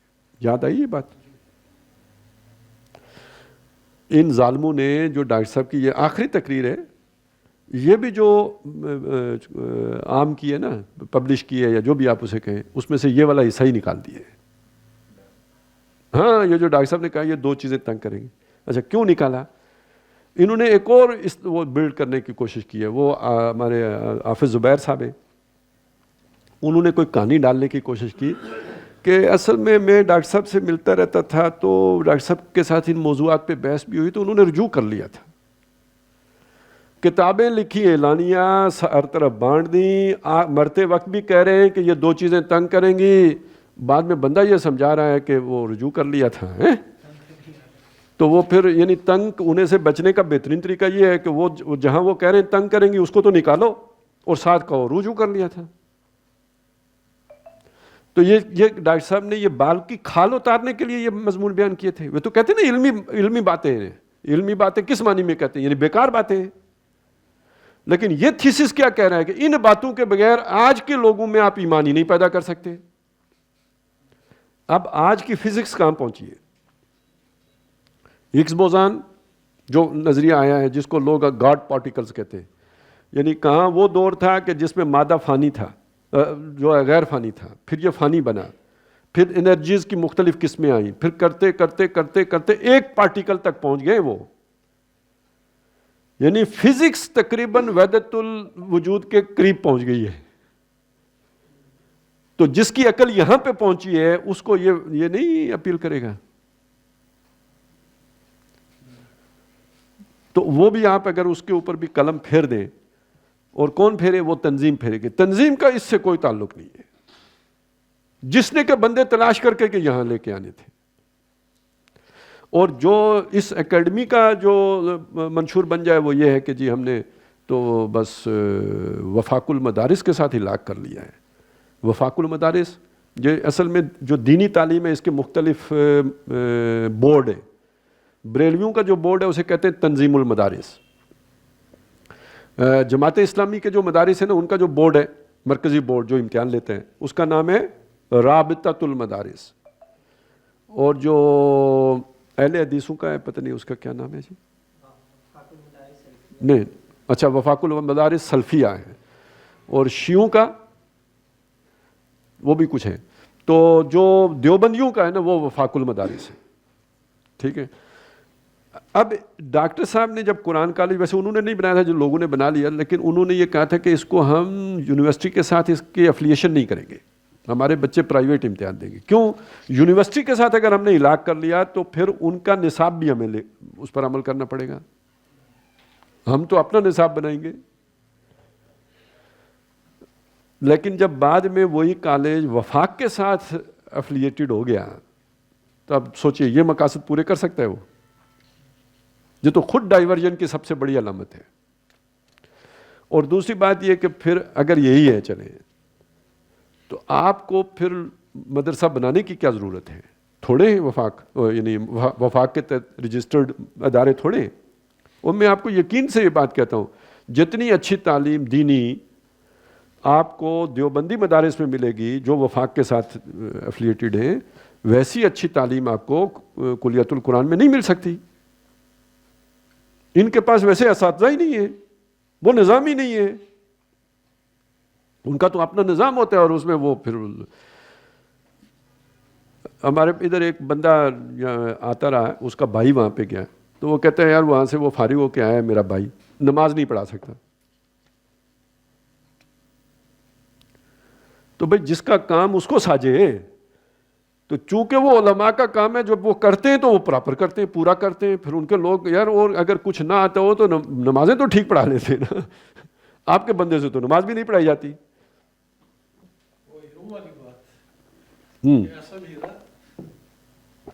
لیکن مسئلہ کیا ہے؟ یہ چیزیں کتنی اپیلنگ ہیں. اب اوپر سے مسئلہ یہ ہے کہ ہم لوگ جتنے بھی ہیں پوری دنیا میں پھیلے ہوئے مسلمان اتنا کام کرنے کے لیے تو تیار نہیں ہے. سب دنیا دار ہیں. آخرت جو ہے بنانے کے لیے وہ جو دنیا کمائی ہے اس میں سے کچھ اللہ کی راہ میں دینے کے لیے تیار ہیں. ٹھیک ہے. تو اب بندہ سوچتا ہے کہاں دوں، یہ تو مولوی ہیں، یہ فتنہ باز ہیں، یہ مطلب وہ ہیں کیا ہیں یار، وہ فرقہ پرست ہیں.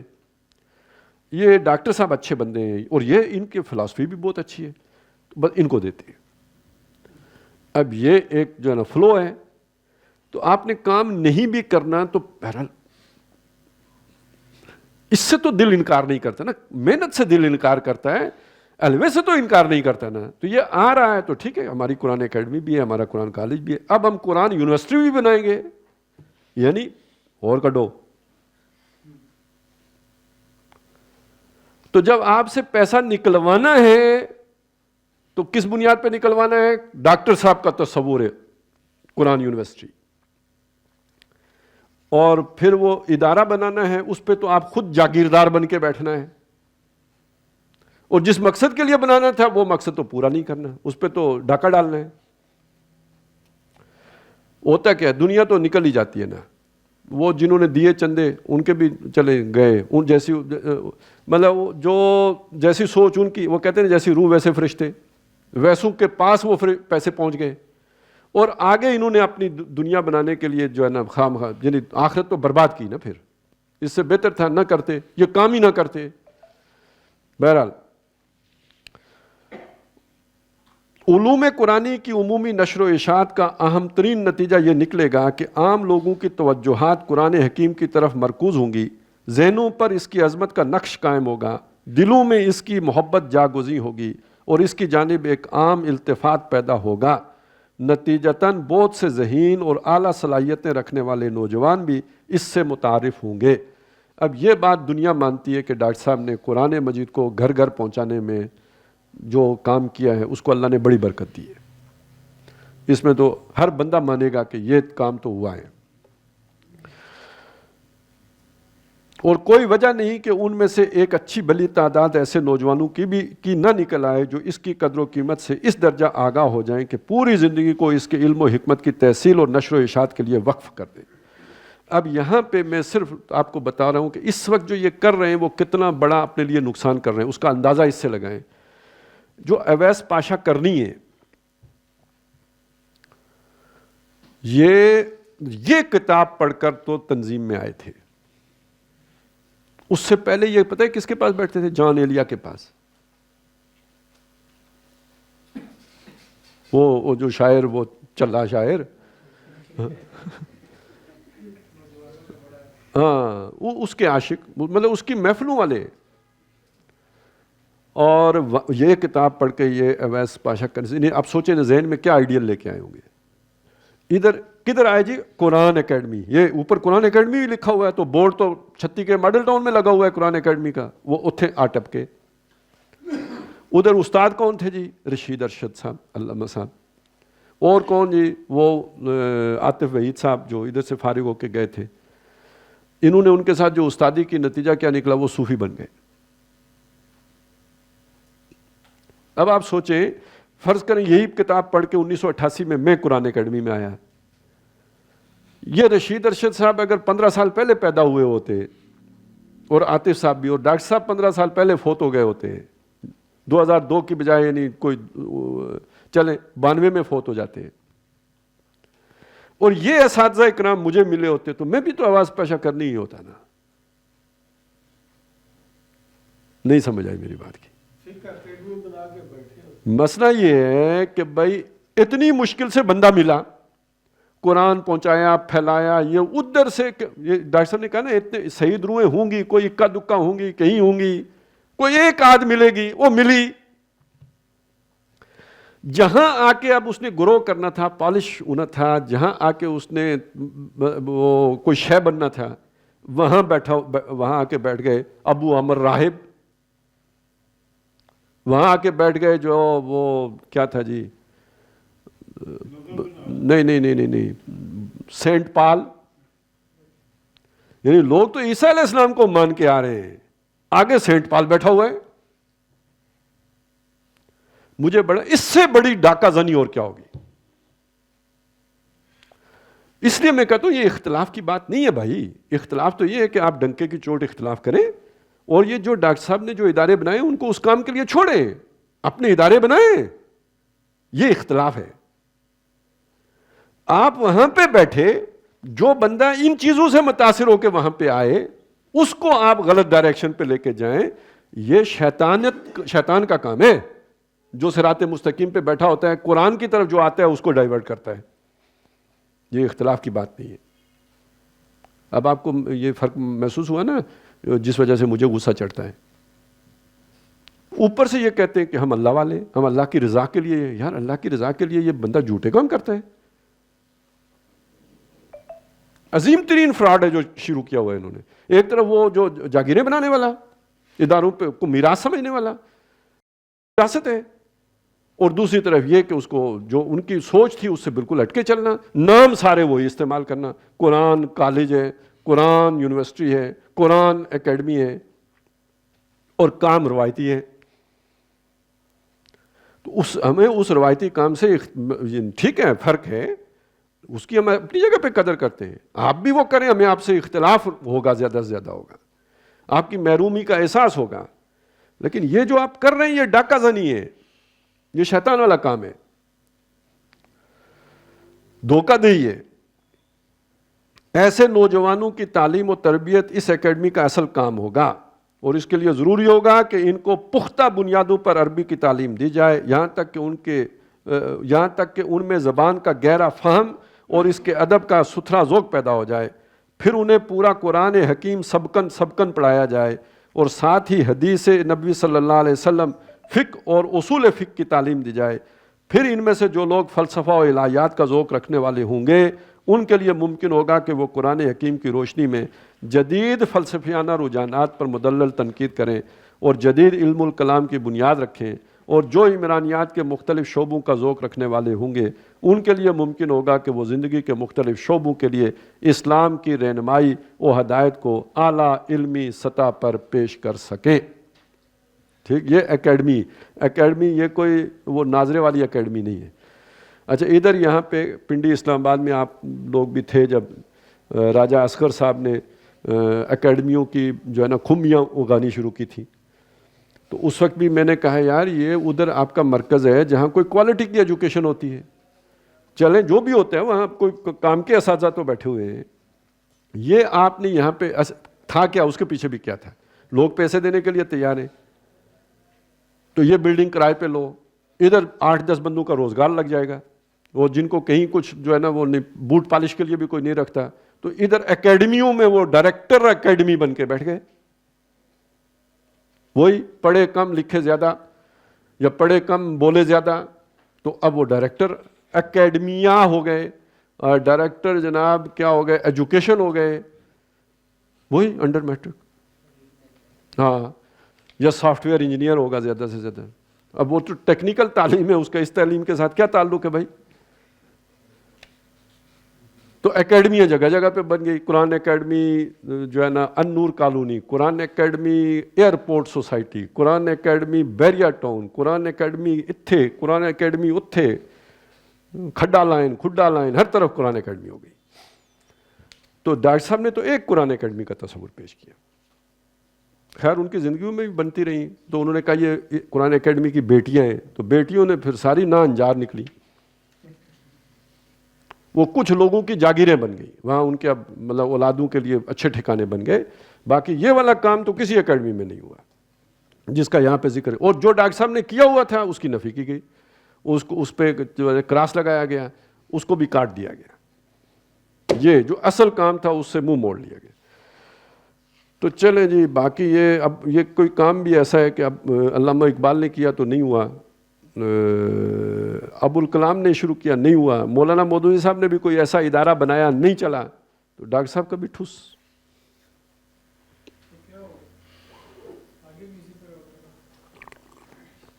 اصل میں ہوتا ہی ہے نا، وہی مسئلہ ہے کہ پہلی بات یہ ہے کہ جو اوپر کے لوگ ہیں نا جی، اصل میں زیادہ تر وہیں پہ ایک سٹیٹس کی دوڑ لگی ہوتی ہے. وہاں سے بچہ نکل کے ادھر آتا ہے. اب تو 3 سال کے بچے کو اسکول میں داخل کرا دیتے ہیں، وہ اس کے سوچنے کے اوپر پہرے بٹھا دیتے. کب سوچے گا؟ وہ سوچتا نہیں ہے. تو مینٹیلٹی وہ نہیں بنتی، مادہ پرستانہ ہو جاتی ہے بالکل شروع سے. تو وہ جو کھاتے پیتے لوگ ہیں ان کے بچے تو آتے نہیں.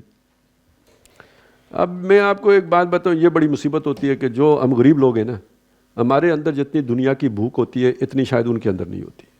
ہمیں ملی نہیں ہوتی دنیا، تو اس لیے شاید بھوک زیادہ ہوتی ہے. تو وہ بھوک ہمارے بچوں میں بھی منتقل ہو جاتی ہے، وہ ہماری حسرتیں ادھر بھی منتقل ہو جاتی ہیں. تو لیکن وہ تعلیم حاصل نہیں کر سکتے. تو اگر ان میں سے کوئی ذہین ہے تو چلیں ادھر اسے مل گیا نا موقع. تو یہاں اب یہ ادارے بنے ہوئے ہیں, لوگوں کی زکاتیں صدقاتیں یہ وہ سارے آ رہے ہیں, تو چلیں یہ اس کی تعلیم کا بندوبست ہو گیا. اب اس نے کوئی فرض کریں ایم اے شم اے کر لیا تو اس کے آگے ایم فل کی طرف چلا جائے گا, پی ایچ ڈی ہو گیا. اب دیکھیں تقریباً 22 سال 25 سال کی عمر میں اس نے پی ایچ ڈی کر لی. اب اس کے سامنے ایک طرف یہ ہے کہ یہ فقیری اختیار کرے, وہی پتہ نہیں ایک وقت روٹی میسر آئے گی یا نہیں آئے گی. دوسری طرف جناب اسے لمز سے آفر ہو گئی, یہ 2.5 لاکھ کا پیکج آ گیا ہے. ادھر سے جو کام سیٹ سے جو ہے نا 3 لاکھ کا پیکج آ گیا ہے. اب آپ سوچیں بھوکھا بندہ جس نے ساری زندگی جناب 3 لاکھ نہ دیکھے ہوں, اسے مہینے کا 3 لاکھ آفر ہو جائے. اب تو نبیوں والا ایمان چاہیے رکنے کے لیے. اس نے جو آج تک ٹوپی پہنی ہوئی تھی نا اس کو تو اٹھا کے رکھے گا نا اتھے, ٹھیک ہے نا. وہ جو بال پیچھے کرتا تھا وہ ڈالے گا ماتھے پہ.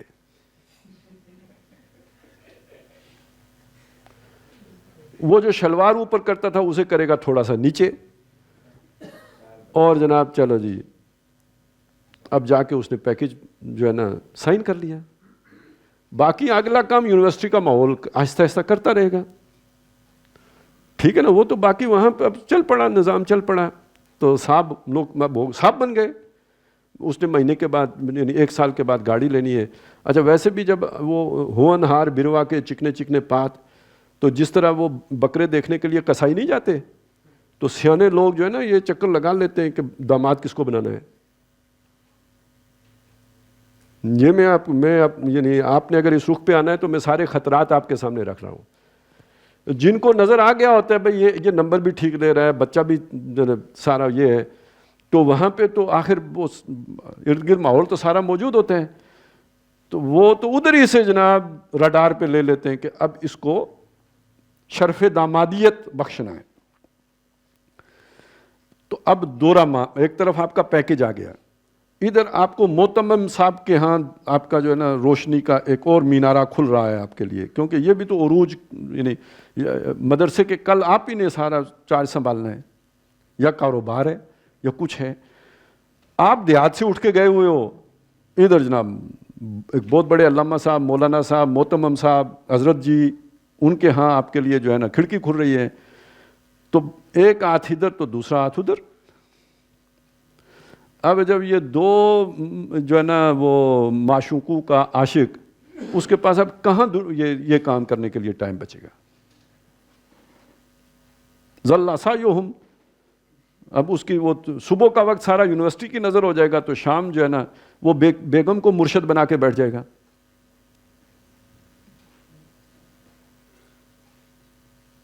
اور ظاہر ہے وہ اس سے بڑا مرشد کون ہوگا جس نے اس کے لیے ساری یہ برکتوں کے یہ سارے دروازے واقع ہوں گے. یہ کہانی ہوتی ہے, کیونکہ ایک بندے کی کہانی نہیں ہے, یہ کئی بندوں کی کہانی ہے.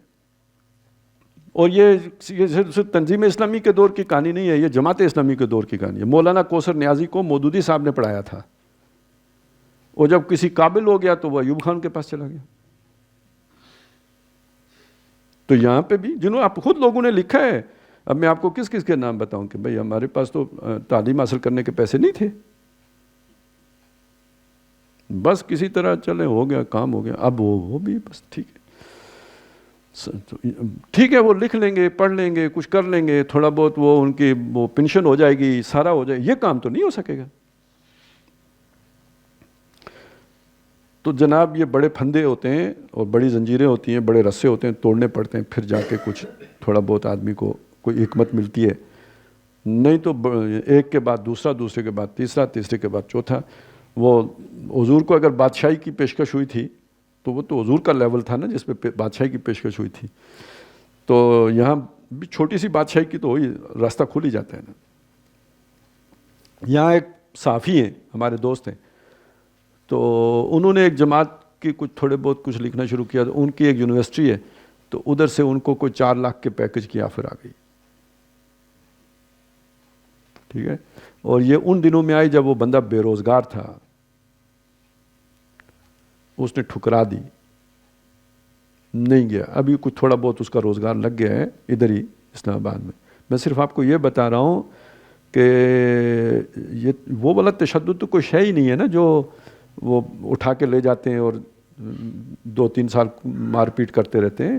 یہ اس والے سے نکلنا جو ہے نا یہ بہت مشکل ہے. یہ تو خود بخود دل کھنچا جاتا ہے اور طبیعت آمادہ ہو رہی ہوتی ہے. پھر لاکھوں بنے آتے ہیں ذہن میں کہ یہ بھی چلیں، یہ بھی صحیح اور وہ بھی صحیح. تو اس لیے میں کہتا ہوں کہ اقامت دین کا کام وہی بندہ کر سکتا ہے جس کے دل سے دنیا نکل چکی ہے.